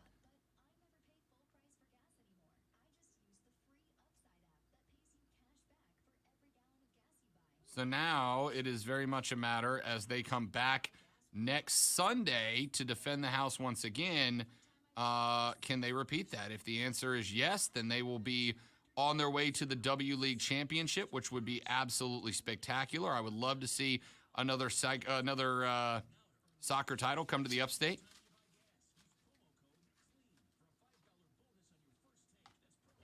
But we'll talk about that a little deeper later in the game. It's all good. I'm going to bring back. I really only kind of briefly touched on it to open the show. I only touched on it briefly to open the show. I'll get more into detail. Basically, you got two incredible goals. Caitlin Riley scored one. And you can, by the way, you can go back and watch that game if you want. It's at 11sports.com. They archive all the games. But basically, Caitlin Riley had a shot from just outside the 18-yard box that was, I mean, it was incredible. It's one of the best soccer goals I've seen in a very long time. And then Julie Mackin, who threatened about 6 times in that game, Julie Mackin was able to pop one through in the, 70th minute to give them the 2-0. And at that point, you just knew it was over. But very, very proud of the girls last night. Very proud of them. What time is the game Sunday? Liberty needs a revenge win against Tormenta. Yeah, that draw last night for the boys was painful, man. Was painful.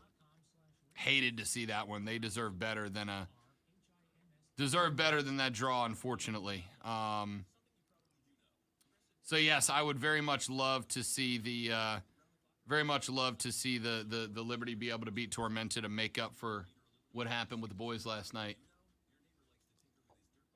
To answer your question, Trey, however, I do not know what time the game is. I don't know if they know what time the game is. There is the option for a late or an early kick. I think one of them will start around 6 and one of them starts just after 7. But I am going to get on the horn very shortly with Doug and Chris and see if they have been informed yet as to what time it all starts. And obviously, as soon as I know, you all will know immediately after that.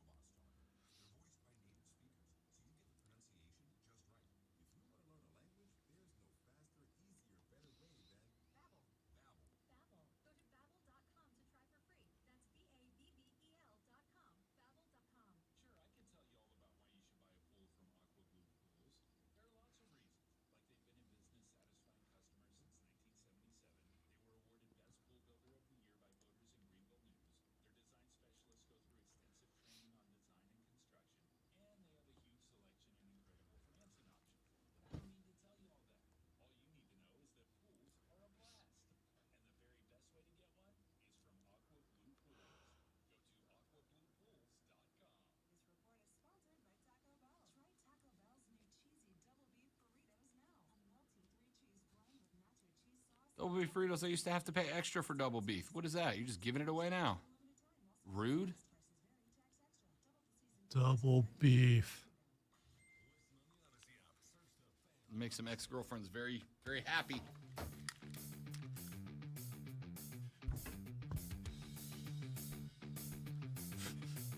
Beef. Love that I came up with a hypothetical exaggeration of a caricature of a person one day on the show to make a point, and here we are 6 weeks later, and that character still pops up for no reason. Well, the thing is, I think we've all had a beef in our life, and that person pops up every time beef's name pops Freaking up. beef. Beef sucks.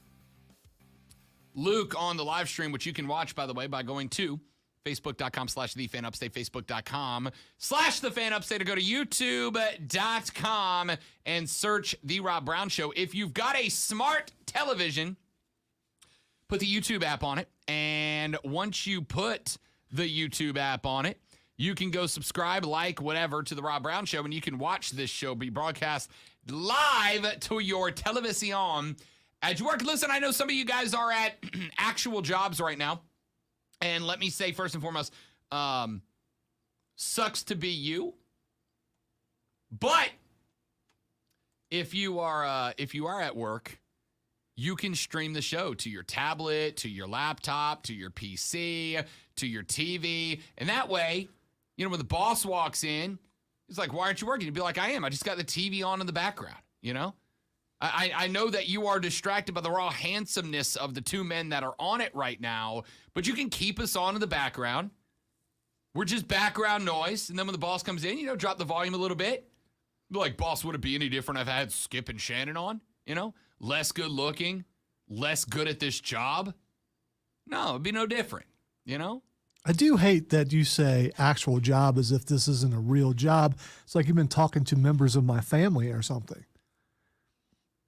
This is an actual job.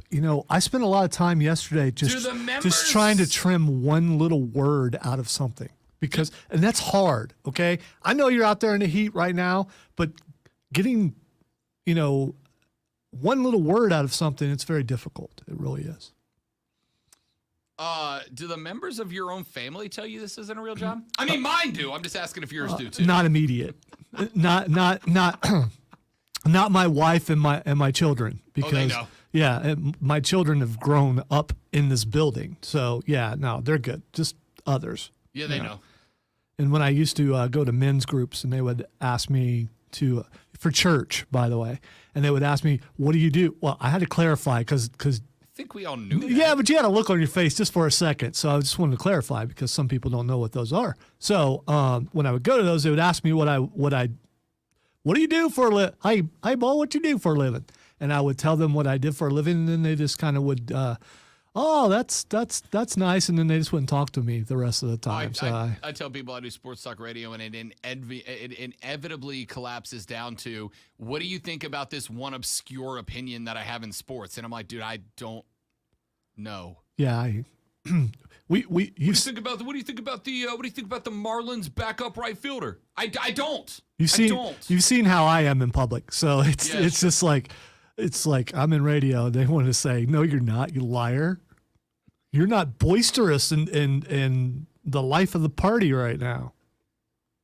Hey, while we're complaining about things, I have a complaint, Lonzo, that I'd like to I need to speak to a manager, please. Hey, I'm a manager. What do you need? Beautiful. Yesterday afternoon, I had to go back to the house because, again, if you haven't heard me complain about it yet, the air conditioner in my house died in July in South Carolina. I had to deal with this a couple of weeks ago myself. It's painful. Miserable. Yes, it is. So especially when you're trying to sleep. Yesterday, the AC dude comes to the Casa de Love to come tell us what's wrong with it and whether or not we're going to be covered to get a new system. So I got to bail out of here early, work from the Casa a little bit, which is great because it was only 91 degrees inside. So I bail out, I head back to the house, and I'm thinking, you know what? This is good news. The Braves play the New York Metropolitans at 12:20. I'll be home at 12:20. Granted, I'll be on the couch, probably in a basketball jersey and boxers, because it's hotter than the surface of the sun inside my own home, but I'll be at the house. I'll pop on the Bravos game on the TV, and maybe it will distract me from the fact that I am sweating a stain into my couch. He forgot to add he would also use that as an excuse to be extremely hydrated. I can't drink beer when it's that hot. I don't know, so if you say so, why not? Because I need water. Okay, because I've seen a lot of relatives who any excuse. They're Oh yeah, I know. It was a Corona day yesterday. Okay, it was a all right, Corona with all right. lime day, without a doubt, and absolutely do fruit the beer. Anyway, I'm sitting on the couch. I'm sweating my freaking what's off, and I go, you know what? While I'm working from the house in the sweat, challenging my own body's ability to survive the elements, at least I can pop on the Braves game. 12:20, mid-afternoon game, third game of a 3-game stand against the Mets. If the Bravos win this, they come down a game. They're inside of a game from a team they trailed by double digits a month ago. This is going to be great. And this is important for you because you have a nationally syndicated show on Saturdays Sure thing. that's about baseball. That's so right. you were just trying to work. Show prep, baby. So I got to pop on the game, which, by the way, is being broadcasted live on MLB Network. So I click it on, and what is on the MLB Network for me, Lonzo? A screen that says, this game is blacked out and unavailable in your area. Now, I don't know if the MLB knows how this works. Number one, if your blackout rules require a sellout to put a Major League Baseball game on TV, that's dumb because there are 25,000 of them every year. There ain't that many baseball fans. Number two, if your blackout rules require a sellout for me, 2 hours and 15 minutes away from that stadium to rely on a sellout, I got news for you. Ain't many teams, Lonzo, are selling out a stadium at 12:20 on a Wednesday. Yeah, but it's the summer, Rob. The kids are going. It's noon on a work day. Listen, I am the most reckless and irresponsible decision maker you're going to meet.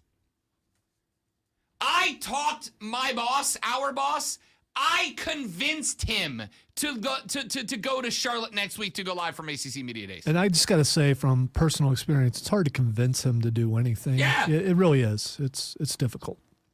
He's like, "Do we? You don't want to be there?" I I'm like, wouldn't, yeah, we need to be there. I wouldn't say stubborn. He's steadfast. Steadfast. That's the word I'm going with.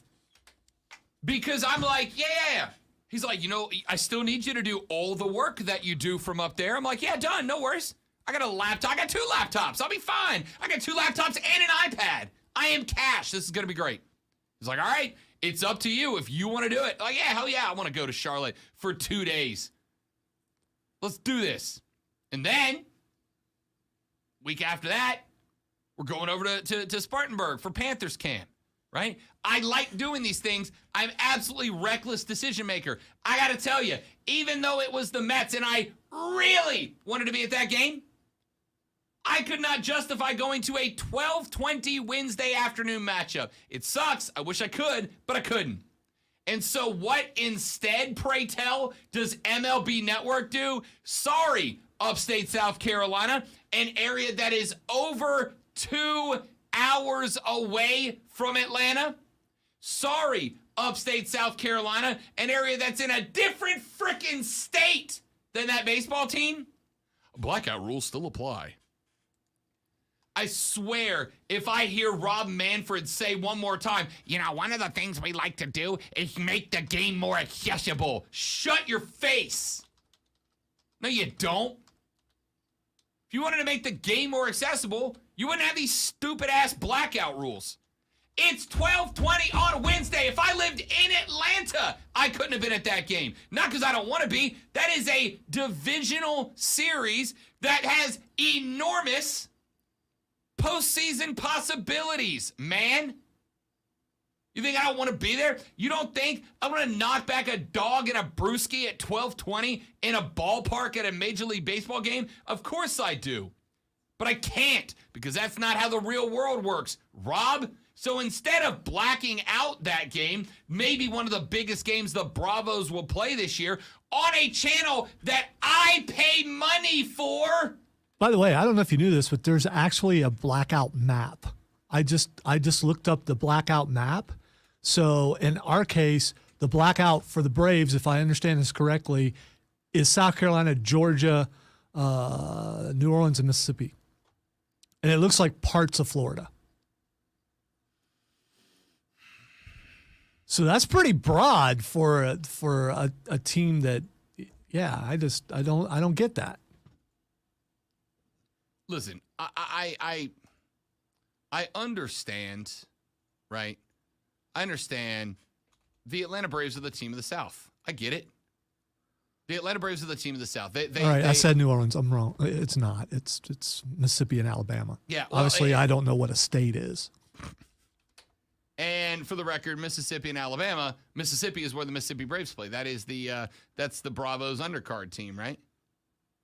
So all of South Carolina, Georgia, Mississippi, Alabama, and Florida are blocked out. It's hilarious. Everything north of Tampa in Florida, the Rays aren't blocked out, but the Braves are. The Rays are basically blocked out in a pool around Tampa. Anyway, don't tell me you're trying to grow the game, my dudes, when I'm 2.5 hours from the Battery and I can't watch a Braves game that's broadcast on MLB Net. All right. Let's take a break. Texter says, too hot to drink beer. That's blasphemy, and you just lost your Sex Panther card. First off, I'm going to the Dominican in 3 weeks, and I cannot tell you how much of a hurting I am going to put on the alcohol industry of the Dominican Republic. And it is hotter there than here, kids. What I meant was, it was 12:15 in the afternoon, and I had work to do, and it was hot. Don't think I didn't crack a brewski after it was done. But at 12:15 when I've got, because here's the thing, at 12:30, 35, 12:45, there are days when I get a call from other radio stations in our Odyssey network going, hey, Rob, can you come on and talk about Spencer Rattler being ranked number 3 in the PFF rankings? And I go, yeah. What I can't go is, yeah, I'm on beer number 6, though. That cool? It's noon on Wednesday. Is that all right? It's not a great look. Does Rob normally slur his words? I don't know. Spencer Rattler's going to be so good, you guys. So good. Take a break. Back after this. Rob Alonso, you, the fan upstate.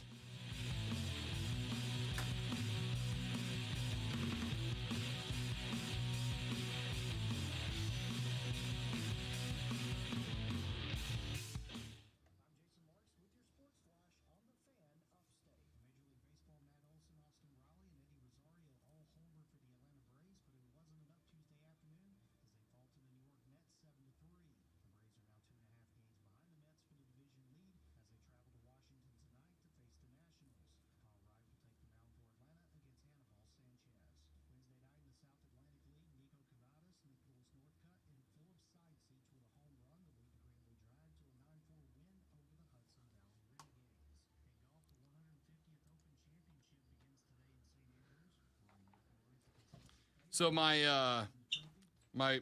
cheap theater, my dollar beer theater back home is showing Elvis tonight, and as their special, their concession stand is selling peanut butter, banana, and bacon sandwiches. I've never had that, but I've wanted to try it. Peanut butter banana sandwiches are delicious. I've had peanut butter and banana, but I haven't had bacon.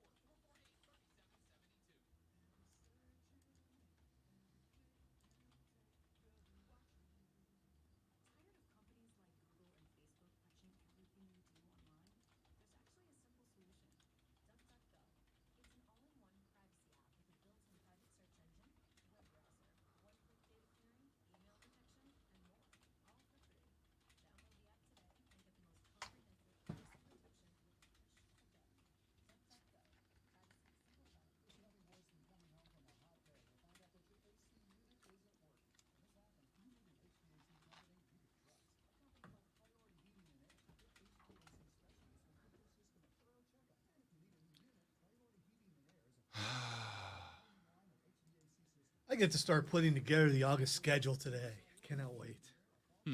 Put it off. Putting it off. Business about ready to pick back up.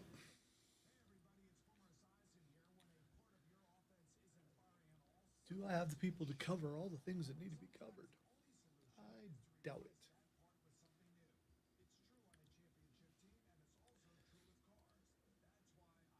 Your producer on Fridays was not excited to be a producer on Friday until he found out that it was you.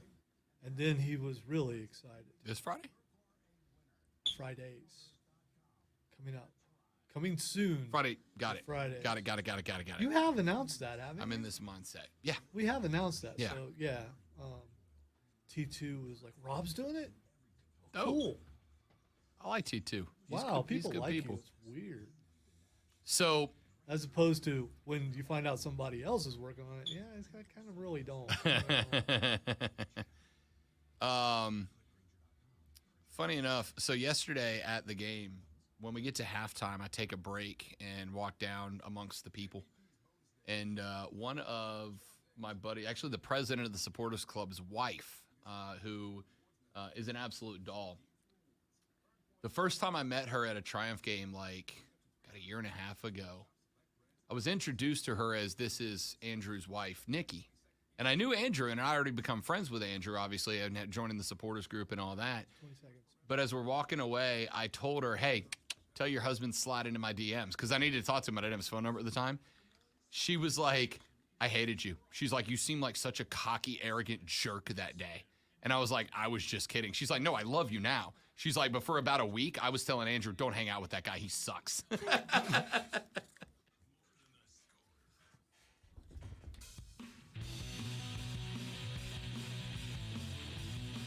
I've told you guys that off the air, I'm a really nice guy. Like Lonzo was just telling me, he's like, I'm kind of surprised people like you.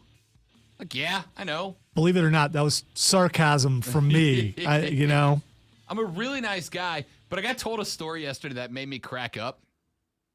The president of the Reedy River Riot, the supporters group, his wife, an absolute doll of a young woman. I met her for the first time like a year and a half ago at a Riot game, or at a Triumph game with the Riot, and I had met her husband obviously as the president of the supporters group, and he and I had become acquaintances at that point. You know, we had talked at soccer matches, whatever. We're good buddies now, but anyway, as we were walking away, I was talking to this lady, and I was kind of in radio mode at this point, you know. When I go out in public, I'm kind of in radio mode, which, yeah, I talk like I'm a jerk in radio. I'm a really nice guy, but I like to have a little fun with people. So anyway, thanks, Lonzo. Anyway, as I was walking away from this young lady, I was like, hey, tell your husband slide in my DMs. I want to holler at him, right? And I'm clearly just like, hey, I need to talk to Andrew, but I don't have his number. Can you tell him to reach out to me? But after the conversation we had together, she's like, I just needed you to know that for about a week and a half, I thought you were an absolute butthole. I thought you were a Delta Bravo. I thought you were the worst.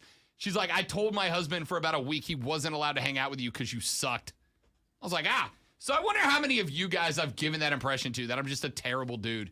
Because I'm not. I'm a likable guy. See, but you probably don't think about it afterwards. I absolutely never thought of that. And I do. Every time I have an interaction with someone, I'm like, man, did I say things the way I should have? And then I just will go over the entire conversation and pick out all the things that I did wrong.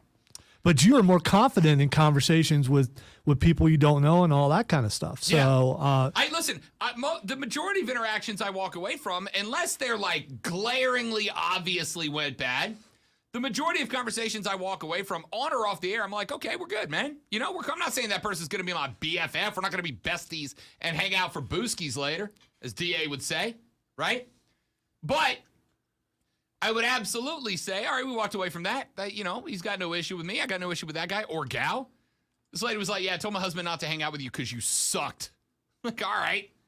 So the point of all this is, listen, the radio dude you get is genuinely me, as I think Lonzo will attest. I'm the same guy on the air as I am off of it. I just have a little bit more fun when I'm on the air. He's even louder in person. painfully not untrue. But do remember, I am better than you, and I do know it. Don't take him along on the stealth mission. That's all I'm saying.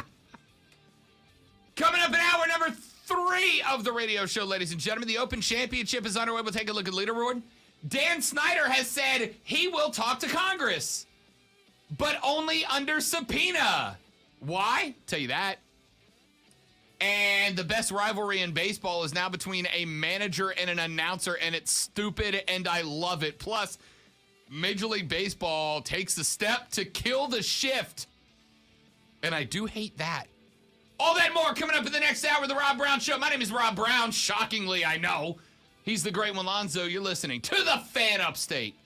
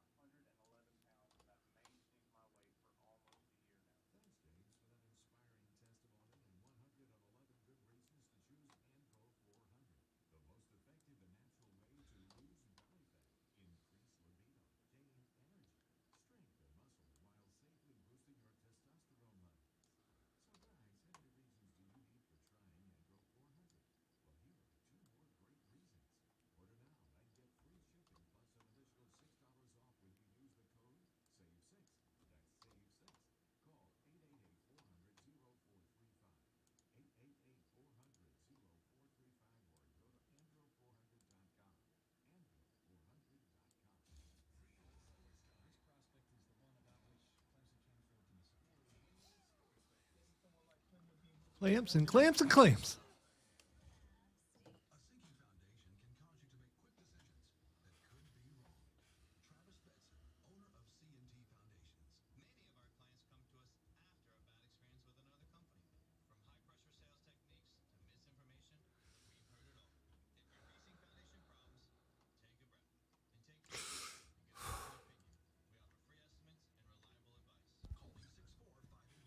feel better, commercial guy. Thank you.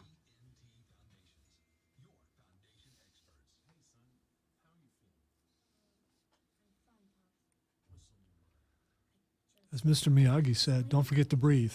Very, very important.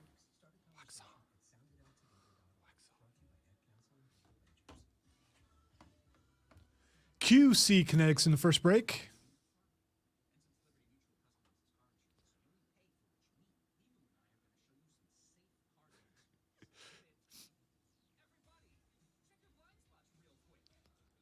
Did I do that? What did I do? Apparently my turrets went off again. Country turrets.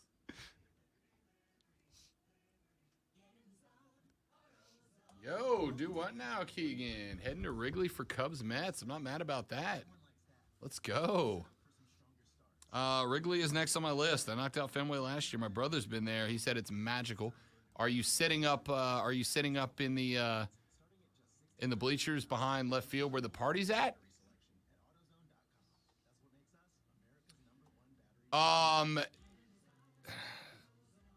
Keegan said, do you know if the Liberty will get to host another game if they win Sunday?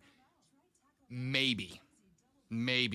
The impression I'm getting is there is one other team that might get the host nod over Greenville if they make the final. But I don't know that for a fact yet, so I don't want to start speculating. I will let you know, though. Keeping an eye on it, though. You should lean into that, Steven, because, I'm firing missiles of some sort.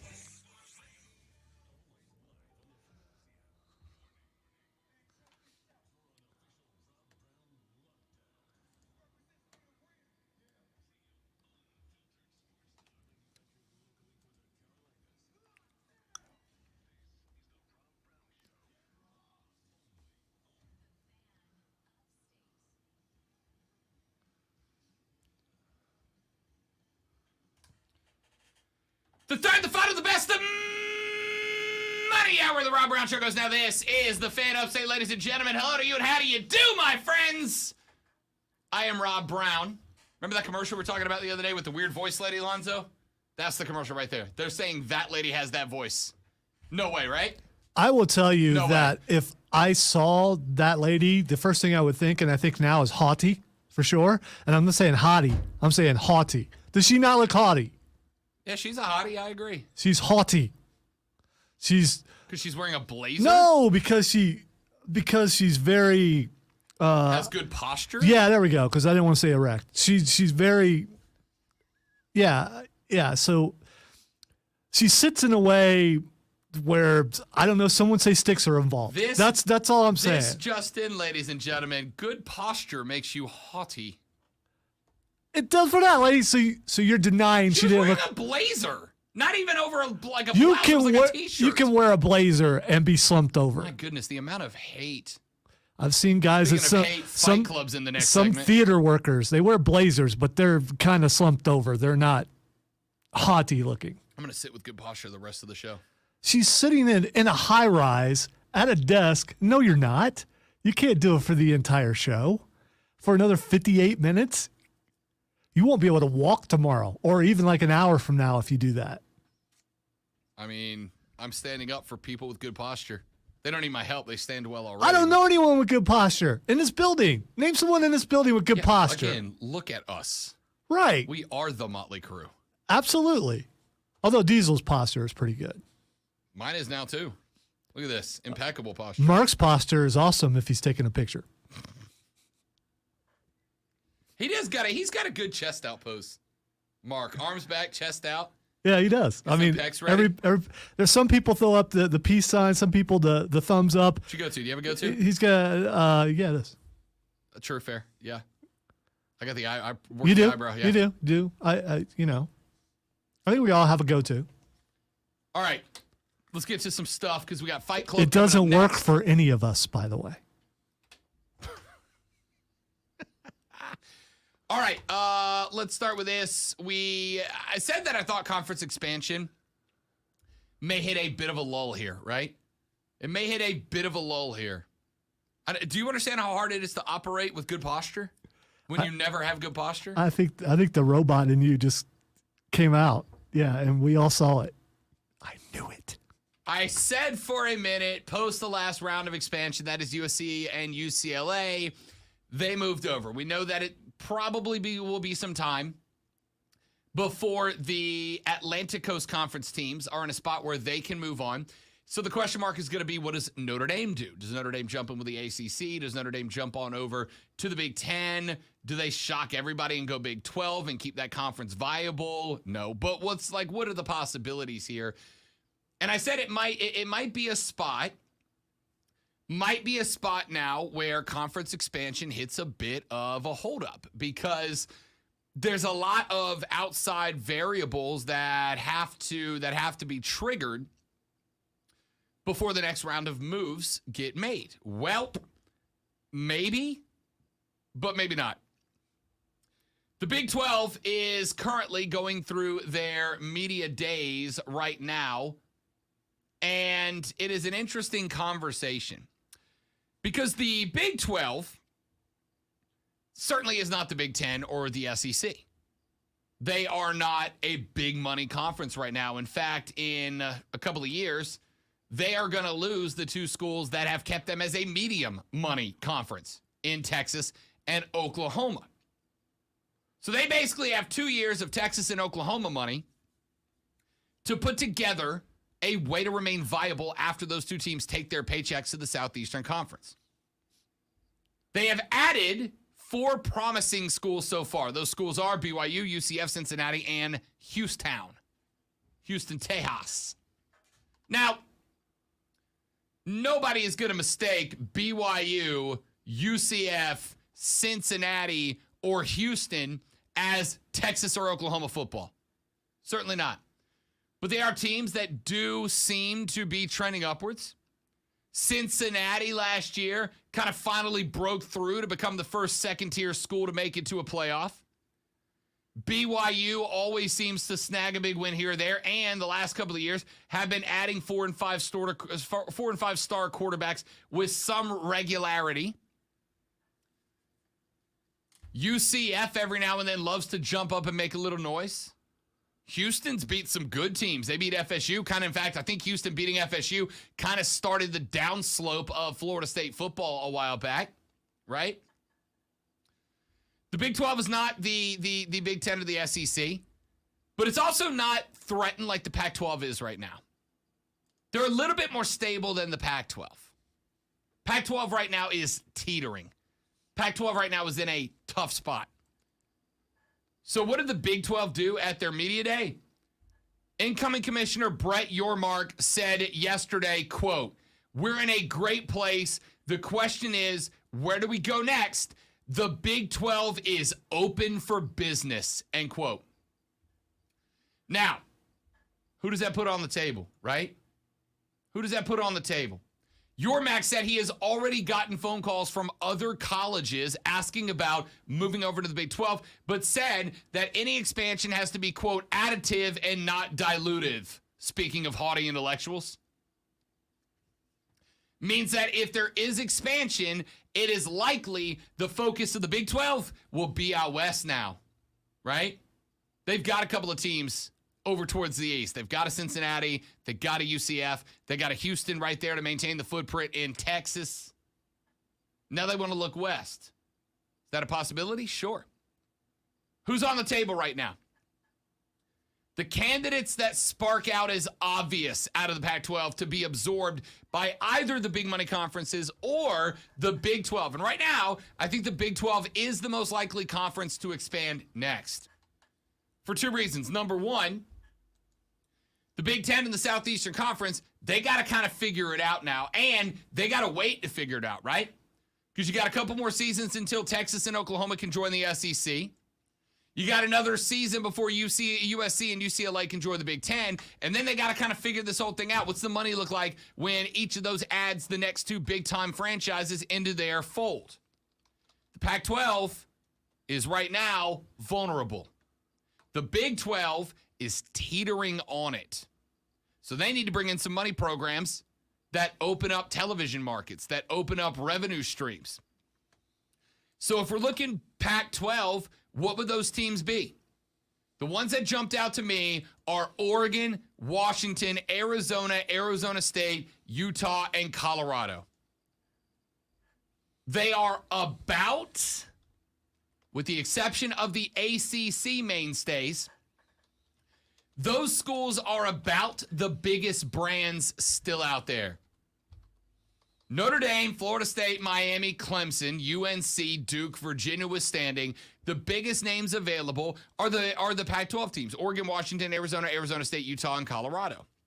They are bigger brands, they are markets, they are fan bases that can add to the Big 12's upcoming media rights deal, but more importantly, they also cut away. Because remember, as much as we have talked about conferences boosting market share, as much as we love to talk about conferences doing everything that they can to make themselves look better, we got to be honest here. Conferences are now in a cutthroat spot, right? Every television market matters now. Every bowl game matters. Every dollar that can be brought to a conference at this point matters. You are at a point now where getting dollar bills, y'all, at a max rate is the most important thing you've got going on. So, the Big 12 is not just looking at, here are some teams that can extend our market revenue, but considering there is a 3-horse race to be the last surviving member of the Power 5 that's not the SEC, the Big 10. And that 3-horse race right now is the ACC, the Big 12, and the Pac-12. The ACC is stable. Not long term, but they're stable for now because the media rights deal that they've got on the table is a big-time hindrance for schools to leave to jump boat to another conference. The Big 12, the Pac-12 don't have that stability. They are the two most volatile remaining. So the ACC's got time. And the ACC's next project is to try to talk Notre Dame into the ACC instead of getting them into the Big 10. If they can't do that, it's going to be to talk Clemson, FSU, Miami, Virginia, North Carolina to all band together and hang on until the ACC can figure out the next step. The Pac-12 and the Big 12 got to move now. And so if you're the Big 12, you have to understand it is not now just about building up the Big 12 anymore. It's not about making the Big 12 as powerful as you can in this round of expansion. It's about decimating the Pac-12, right? Because if you let the Pac-12 stick around, the Pac-12 is going to be the next biggest threat to you, the Big 12. So the the Big 12 is going to be looking not just at expanding with teams that are going to add to market revenue, that are going to add to postseason revenue, that are going to generate revenue that helps the conference out from top to bottom. They are also going to be looking for schools that they can add that actively hurt the Pac-12. So you better believe that the Big 12 is currently, without a doubt, a predator. It is a predator at this point. It is on the prowl. It is looking for teams. I saw somebody yesterday go, if they start talking to Washington, if they start talking to Arizona State, Utah, it's going to make the Big 12 look desperate. I got news for you. They are desperate. So's the Pac-12. And I got a real secret for you. So's the ACC. The ACC knows they're locked in for at least a few more years. The Pac-12 and the Big 12 are in trouble now because if next year the SEC and the Big 10 decides the arm race has heated up enough to start adding more, they're coming back to the Big 12 for more, right? So if you're the Big 12, you got to go get stability before the next media rights agreement to make that as valuable as you can because what you're trying to do, I think, is recreate where the ACC is to get so much value in your media rights contract by having these Pacific markets added in to the Midwest and Southwest markets, that it's not worth the buyout for some of these teams to go to the Big Ten or the SEC to remain viable. And if it takes the sacrifice of the Pac-12 to do it, so be it. So what's to stop the ACC from trying to get ahead of the SEC and the Big Ten and try to absorb the Big 12 and the Pac-12? There's nothing, remember. And be the very first super conference before the other two guys can do it. Well, the other two are already super conferences. The other two are handing out over twice the money the ACC hands out. They're not gonna beat them. You hope to join them. Notre Dame adding into that fold would be a big help. Now, we do know that the Pac-12 and the ACC have already created a loose alliance, right? And they're going to work together on some scheduling stuff, some marketing stuff, some cross-country promotion, yada, yada, yada. They see that writing on the wall. But also keep in mind, as I've described this a number of times already, conference expansion is now some Game of Thrones stuff, right? It's Game of Thrones season 1 through 5 before the show sucked to end up. I'm not even interested in the prequel stuff, which is sad because it looks like it might be okay, but I got no interest in it.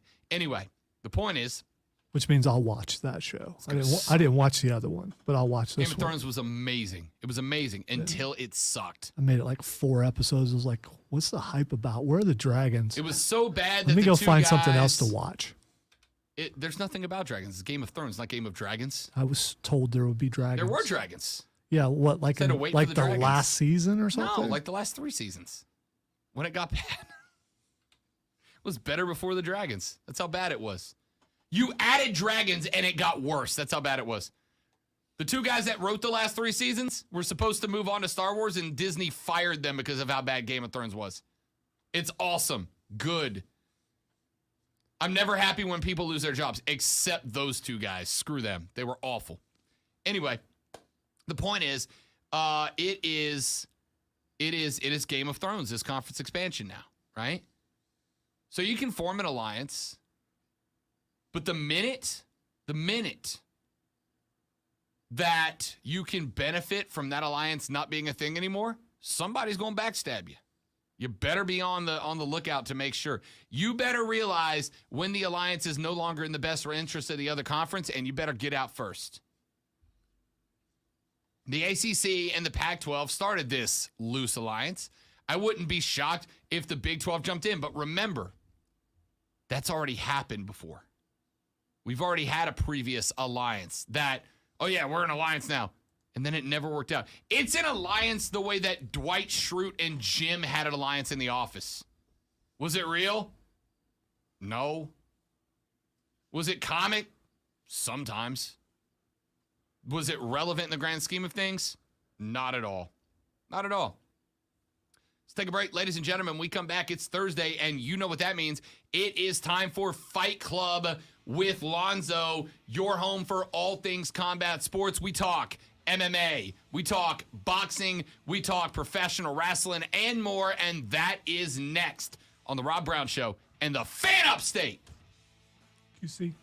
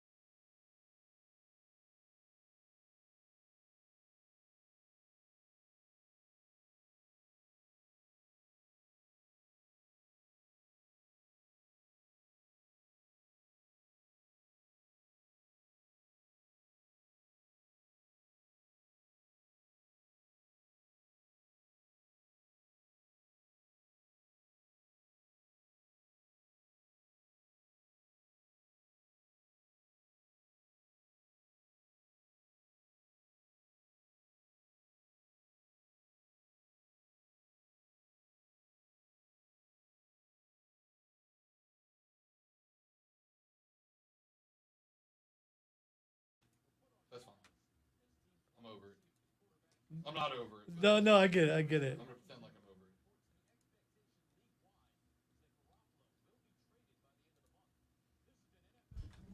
it.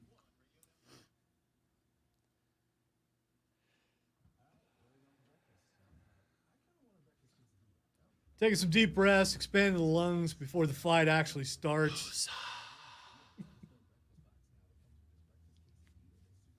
Might even want to stretch a little bit. I mean, you never know. Make sure you're sitting with good posture.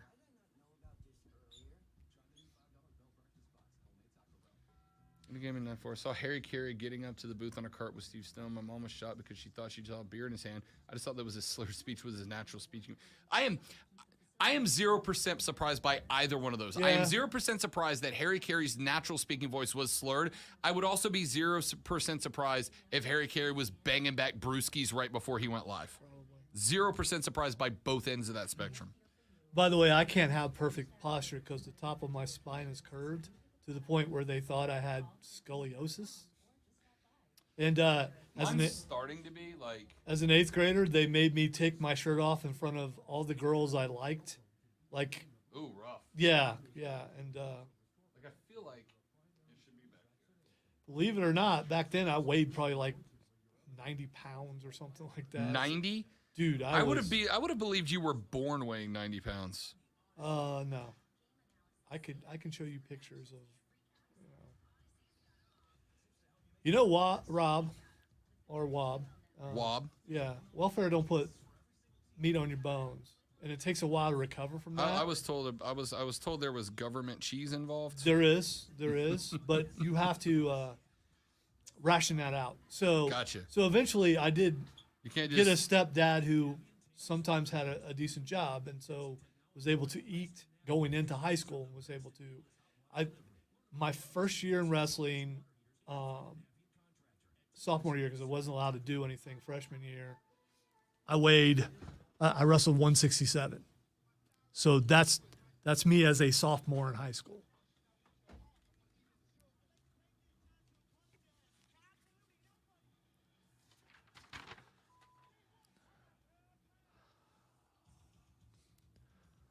Welcome into the Fight Club, where we know the pole position is the first position because that's where we are all the time. We're going to fight here because, I mean, that's what you want. It's what you want. In the Fight Club, we're going to fight. I will say that I'm not countering faces and heels with Fight Club, how Rob just picks things to come at me in faces and heels. I would never do that to counter him in the Fight Club.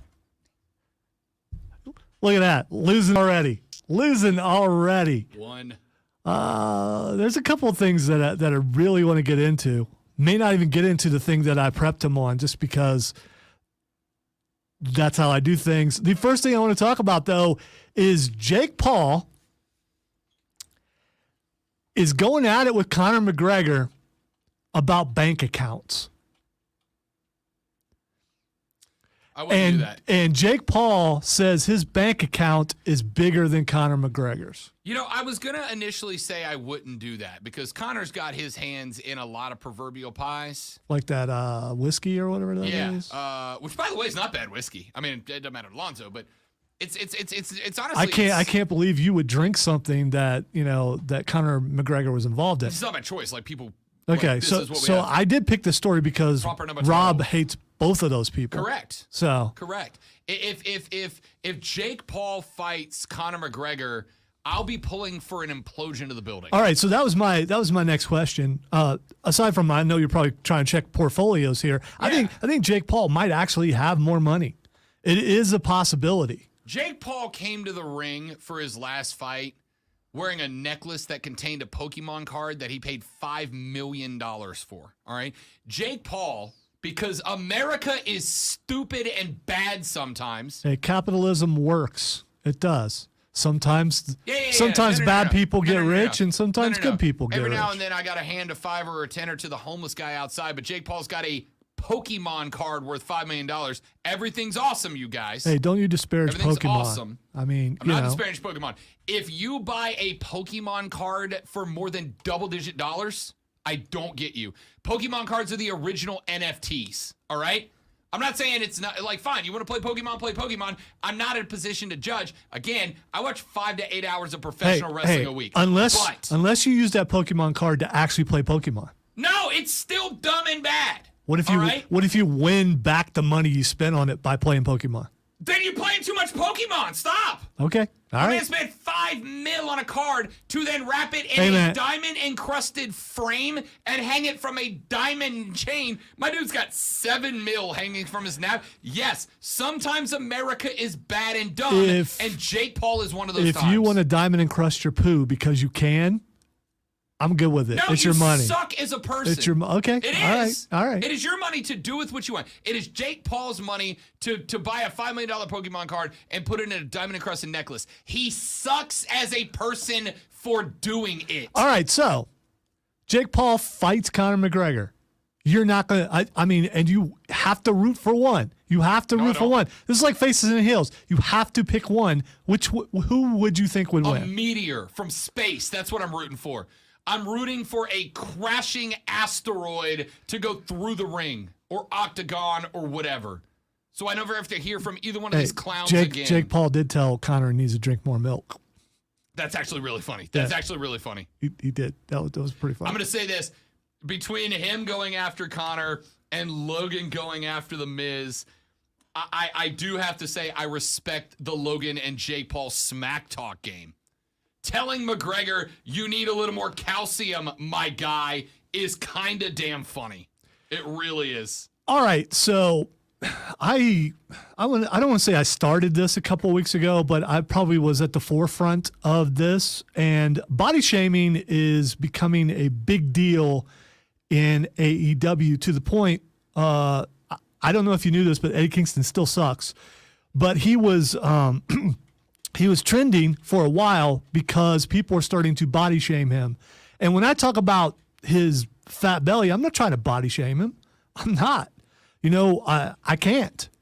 But when it comes down to, dude, you are one of the faces of a company. Do something to better yourself. I think it's an embarrassment that thing that just it's like a 200-pound goiter hanging off the front of your chest. You got to do something about that to the point where now people, some would call marks, are defending Eddie Kingston, and then they're bringing up Adam Cole, which is I get that because Adam Cole was being shamed about it too. Adam Cole could fix his a lot quicker than Eddie Kingston can. I mean, because we need some intervention or something. Just needs to stop drinking because that is a keg. It is. It's a keg in a skin sack, and it's just like waving there. And he had like rib things, you know, where it looks like you're covering your ribs because they're hurt, and it pulled up to the point where he couldn't breathe in a match, and he kept trying to pull it down, and it was just embarrassing. So then there are people out there comparing Dusty Rhodes to him and saying it was okay for Dusty Rhodes to be the way he was. One thing, you know, Dusty Rhodes was fat, but he didn't have that skin thing hanging off the. Why? Because he was so fat. Right. And that's from a Dusty Rhodes fan, son. No, and you know, Dusty Rhodes fat was solid. I mean, it was solid fat. This thing is nothing but alcohol or whatever he's drinking. It's just it's nasty. It's disgusting. AEW is doing something that no other company's been able to do since WCW, and that's compete with WWE. Some would say that they're beating the WWE. I love the competition. I think it's great. They finally are up there where they're neck and neck with each other. There are some things AEW could do better. The women's division is getting better. They need to cut down on botches. But don't make this guy your guy. And, Chris, I haven't tasted your blood yet, Chris. So, barbed wire, so I can taste your blood. Come on. You're not good on the mic. That thing on your front of it just needs to be gone. He needs to disappear. He absolutely does. I get Jericho being the face of your company because he should be. I get the Young Bucks. They're very entertaining. I wish Kenny Omega would come back because he was amazing. I get Moxley. I get all these other guys, but Eddie Kingston makes no sense. But the body shaming thing is becoming, and you should never shame anyone over anything. And I know it's kind of like, well, that's what you're doing, Lonzo. No, I'm not. I'm What not. are you? You I called absolutely it am not. huge goiter hanging off his ribs. Yeah. That is the definition of body shaming, That my was guy. that was such a good depiction that Rob nearly fell out of his chair No, because just let you that's finish because you're so painfully. because that's absolutely what it is. That's one of the faces of your company. Do something about it. You know, when people were saying stuff about Chris Jericho getting fat, you know what he did? He went out and got a 6-pack. Took a bunch of HGH. Got ribs. Allegedly, he had a health scare and he got healthy. He went on a diet and he took care of himself. The way that thing flaps and stuff, you know what? And you know what? Here's my biggest problem with it. I mean, if you like Eddie Kingston, that's fine. My biggest problem with it is there's no shame there. He doesn't care. And that bothers me. You know what frustrates me about this? You get it, and you're looking for the forest through the trees here, man. You really are. You get it. You just admitted. I never said anything about trees. I didn't intend to. I don't want you to spend Fight Club the entirety of it on Eddie Kingston's belly. But here we are. All right, you're looking for the forest through the trees here.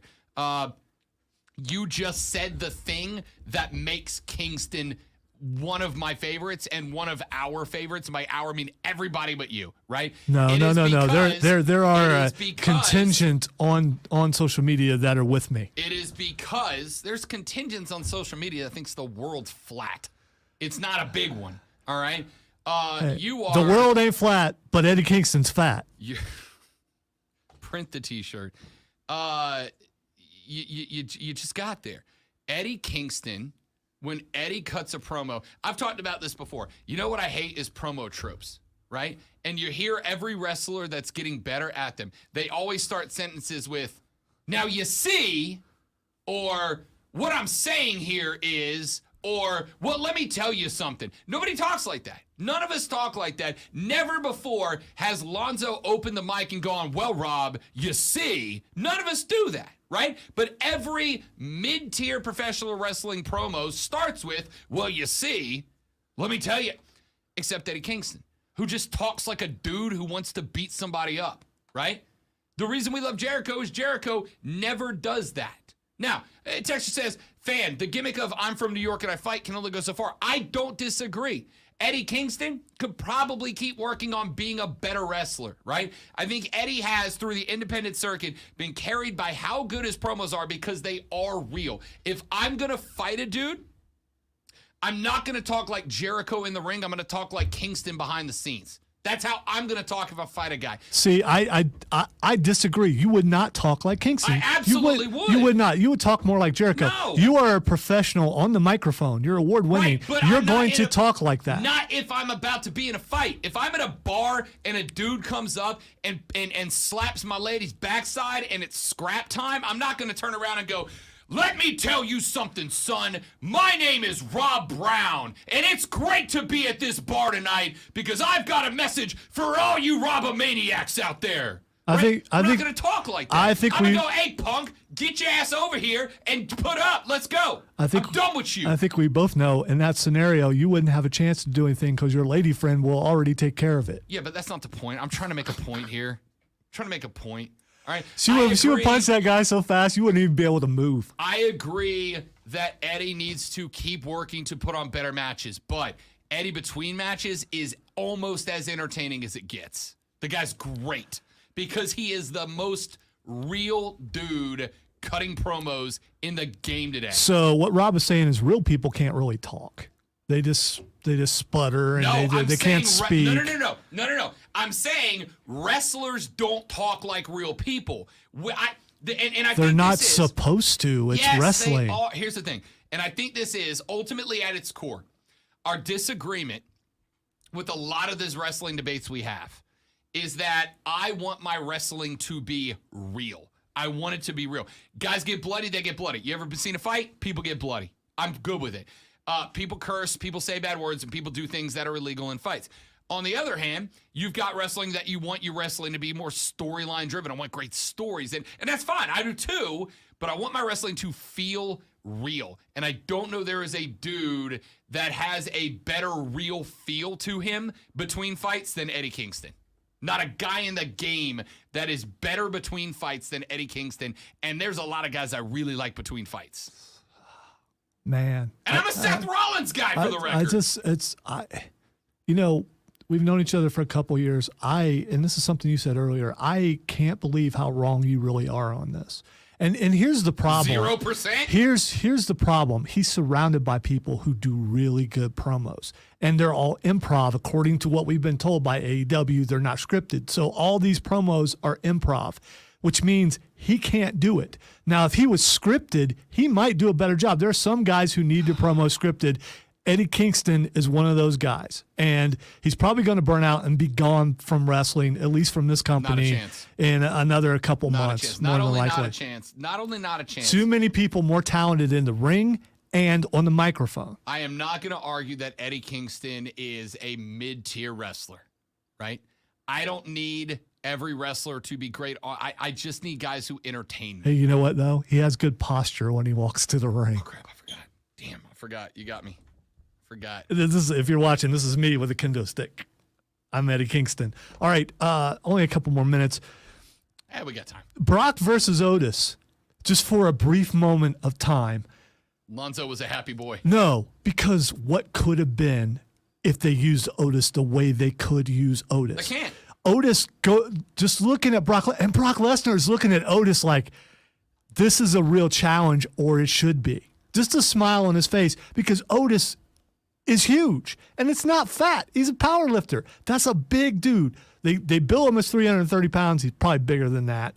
But him looking at, so just for the brief moment that you saw them looking at each other and going head to head, think of what that could be. If that was, in your way of thinking, if Brock and Otis were in AEW, would the storyline be different? Would Otis be more than what he is now? It depends on how you set up where Brock is right now. They can't do that in WWE right now because you have set Brock up to be you have set returned Cowboy Brock Lesnar up to be Roman's final boss, right? You've set him up to be the final boss. You've set him up to be the guy. And if if Brock gets into a muscle contest with Otis, who is a beast, I agree. If he gets into a muscle contest with Otis and Brock and Otis, even for a few minutes, look evenly matched, and then Roman comes out and loses to Brock, now you got to tell me why the second member of the Alpha Academy is able to go toe-to-toe with the best heavyweight in the game, yet he's still the second member of the Alpha Academy. Explain it to me. You can't. You've written yourself into a corner, which is my only biggest complaint about WWE is they think about the next show and not the next year. Okay, using that way of thinking, why would you put Orange Cassidy in a match with Wardlow, who you've just built up to be a beast, the same caliber as Brock Lesnar, got out of under the thumb from MJF. He's dominating everybody, and you put him in next to a guy who is a good wrestler. He's got a great gimmick, but have him struggle against Orange Cassidy. It's the same exact situation, and you're okay with that one. Nope. You're okay with that one. And here's why. This made Wardlow look bad. Nope. It did. It absolutely did. He is no longer that beast that people thought. I saw him personally come in and destroy some security guards in the hallway in Columbia. Nope. That guy is not the guy. They took that guy down and made him somebody else last night by having Orange Cassidy compete with him. Still nope. Here's why. For a number of years when John Cena was in WWE, the meme was what? LOL, Cena wins. Because it didn't matter what happened. If John Cena was wrestling, John Cena was winning. And it made it boring. I don't remember the last time he won, by the way. But I'm talking about 5, 6, 7 years ago. I got you. Right? I got you. Now you're doing that with Roman and Brock. To the point that you wrote it to where Roman dominated everybody, and you brought back Brock, so now you got to do Roman v. Brock Volume 50, right? They've turned into the now that's what I call music of wrestling. You get 50 editions every single year because you have created a gap between Roman and Brock, and then Brock and literally every other wrestler in the game, right? Wardlow beat up a bunch of security guys, and it was hilarious. It was stupid, but it was hilarious, right? But what you've established here is, yes, Wardlow's a monster. Wardlow's a beast. But there is not a gulf of separation between Wardlow and everybody else on the roster. You have established your rosters deep, and that a lot of guys that are looked at as mid-tier dudes are capable of competing with the best. Doesn't mean the best won't beat them, as Wardlow did, but it shows that, unlike in WWE, where it's Roman 1, Brock 1.5, and everybody else starts at number 40 because nobody else can even touch. You just said it. Otis can't touch Brock Lesnar, and he's the strongest guy in the company. In AEW, I've got Wardlow 1, or whoever you want to rank 1, 2, 3. But now Orange Cassidy is a justifiable 5 or 6. Not justifiable. Justifiable Just 5 or 6. just from size and from storyline. You don't build a guy up to let someone like this come in and No, compete but you don't with have him. to turn every belt holder into a freaking unbeatable Superman. All right. He should have squashed him. He should have squashed him because now you've defeated the entire purpose of building him up. No, you haven't. And here's what you've done. You've stymied his career. You build him up to a certain degree. Now, what are you going to do with Wardlow? You can't. You're you going to can't have do the anything. next contender come out and have him have a fight and win, just like he just did. Yeah, you can't Whereas do on the anything. flip side, the next time Cassidy comes You just to a talked ring, about how you wanted things to be real. This is far from real. So you've never seen a bigger guy lose to a smaller guy in a fight? This is far from real. Because I've seen it a lot. Far from real. No, see, this, again, you have fallen into the Vince trap of big pecs, big delts, can't lose. That's not it. That's not how it works. That's not it. It is. That's AEW literally what you're asking AEW for. is built to be more realistic. It is. And as far as reality Sometimes goes, the little guys hold their own zone. as far as reality goes, I can see Eddie Kingston winning some matches, even as fat as he is. There's no way that Orange Cassidy should have competed with Wardlow with all the build-up that they've given him. All right, See, we don't do it Vince's way. we only got That's the through point. half this stuff, but we got to go. Okay, break. we got time for. Give me one No, more. no, give me one more. Come on, Give me one more. All right. Latest accusations from Vince McMahon happened last week after we went off the air. And here's my question. Is it wrong to speculate about the talent that was involved in the other payouts? All right, one of them was a current wrestler who he coerced into satisfying him orally and then wanted more, and then she got demoted because she wouldn't go there. The other was a manager who had been there for 10 years who he sent naked pictures to, and she left. I think, so is it wrong to speculate who those people are? No, it's not wrong at all. Don't you want to? I mean, especially because people, I've listened to a lot of things and people are not naming who they are, but I think we all can kind of figure out who they probably it's been are. narrowed down to a small pool of people that it could be, right? And it's gotten to the point now where, because it's not just no woman deserves to be treated this way or to have a position of power take advantage of her that way. But like it or not, and I don't, but like it or not, in the public optics, it's worse if it's somebody that is beloved, right? Like if it's somebody that's a beloved person, it somehow makes it worse in the public eye. So that's why people are going to speculate, and you can ask them. Let's take a break back after this for Twitter trending topics-ish. Next on the Rob Brown Show on the Fan Upstate.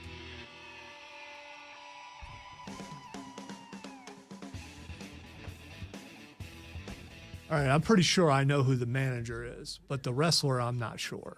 Did you see Mickey James Instagrammed, oh, guess that's why I never got that raise? No, but that's funny. Yeah, she tagged the Vince story and was like, guess that's why I never got that raise. So I'm not going to say who the manager is, but I think she's very tall. I got to guess. She's been romantically linked with an older movie star.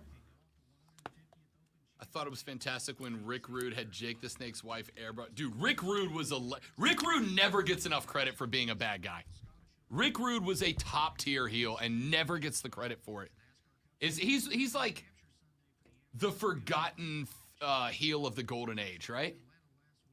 Because a lot of time he was put in groups and things, and he was never given. I think Rick Rude today would probably be a lot bigger star than what he was then. Rick Rude was you know what Rick Rude was? A machoer version of MJF at the time. Yeah.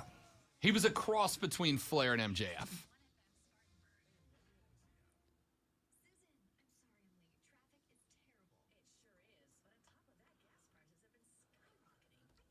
Rick Rude does not get enough credit. We should do a tribute podcast to Rick Rude where we just talk about all of Rick Rude's greatest matches. Which would be a justifiable excuse to go back and watch all of Rick Rude's By the way, I matches. just want to point out, I hated Rick Rude, but that's the point. Yeah, that was the point. It's Yeah. like Arn. We asked Arn, do you love it more when people come up to you and say you were one of my favorites or I hated your guts? And he said, I still love hearing I hated your guts. especially from The grannies. grannies. He referred to himself as a certified granny He lover. also talked about, grannies breaking their canes over his back. Yeah. And I think he meant that literally. I do.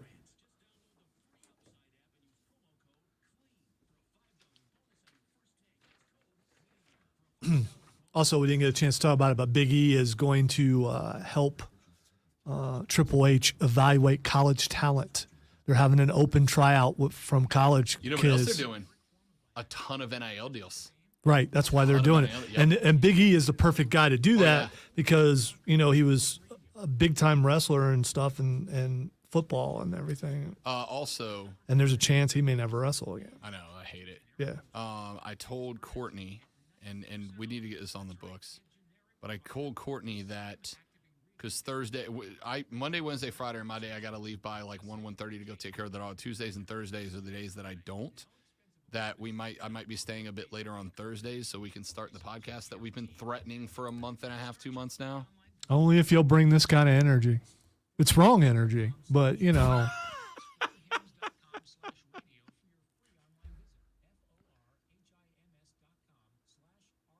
Oh, Yeah. that's cool, Trey.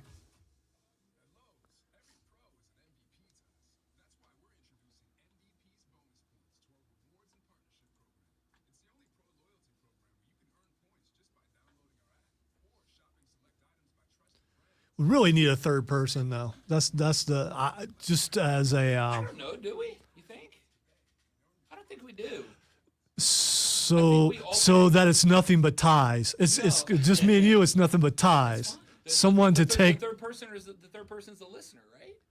Like the third person is the listener. Because now there's no like person that goes, okay, Rob wins this one. It's we put it on the podcast, and now people get to tell us who won. Because if we brought, Obviously, it's me, but if you we get the point. if we brought other people in, they don't fight the way that we do. They're really calm, and Don't there's no energy. I like energy. Come on, Lisa.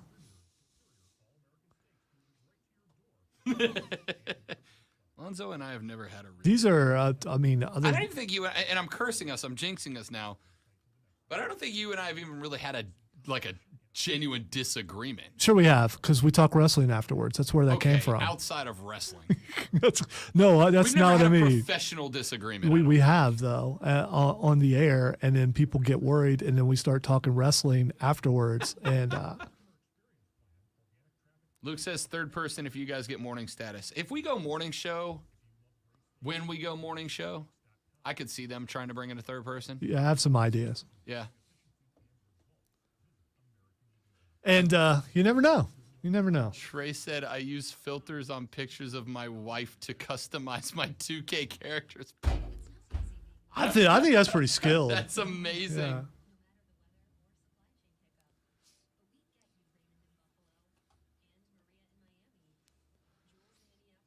It's a shame we couldn't get an actual wrestler on to fight with us about this stuff or debate with us. Someone willing to actually fight about it. You know what? We could. A lot of those guys, they don't want to talk about other guys, though. It's got to be. There's a local wrestler / broadcaster that would absolutely do that if I asked him to. Do we want to? Let's discuss it, because I think it would be kind of cool. I do too. I don't hate it. If we're going to do third person, it's got to be relevant, and that's about as relevant as it gets. And now, the Rob Brown Show presents Twitter Trending Topics. All right, time for Twitter Trending Topics, where I tell Rob what is trending, and he will tell us why. Natalie Portman is trending. Natalie Portman, I saw this one earlier, said that during the filming of Thor: Love and Thunder, that Chris Hemsworth would refrain from eating meat on set before their kiss scenes because she's a vegan. Also, spoiler alert, Natalie Portman, I haven't seen it yet. Wow. Yeah. Okay. The trailers kind of spoil that. No, I got to tell you, it was a tease, but there was every bit the same tease that Thor Valkyrie was potentially a thing. No, All right. because she doesn't swing that way. So, I mean, it was never, I don't think that was ever a I threat. didn't know that. Anyway, Texture said, I'd love to see you cut a Hogan promo at a bar fight, brother.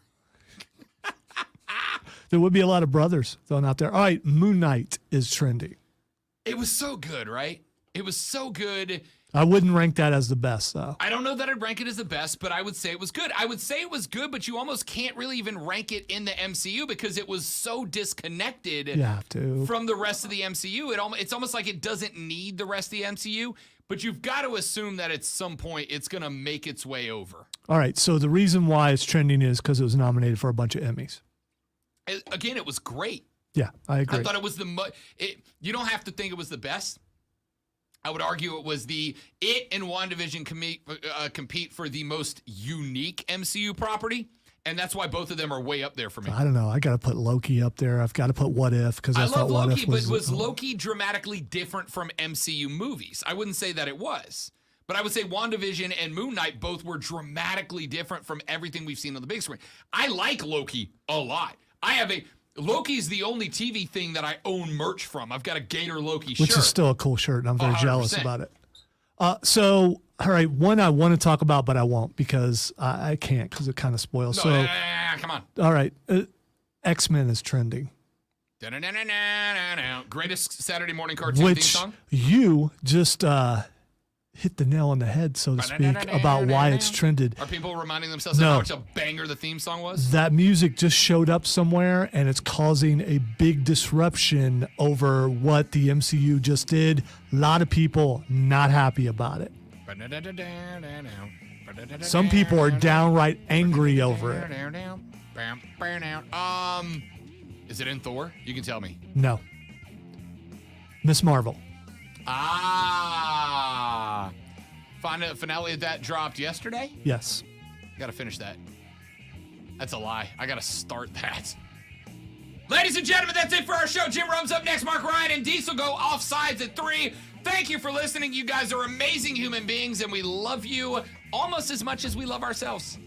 Rob, Lonzo, you, The Rob Brown Show, back tomorrow. This is the Fan Upstate. Later, brother.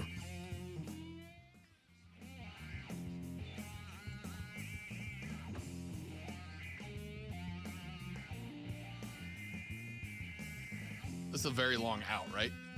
Yes. Thanks, stream. You guys are amazing.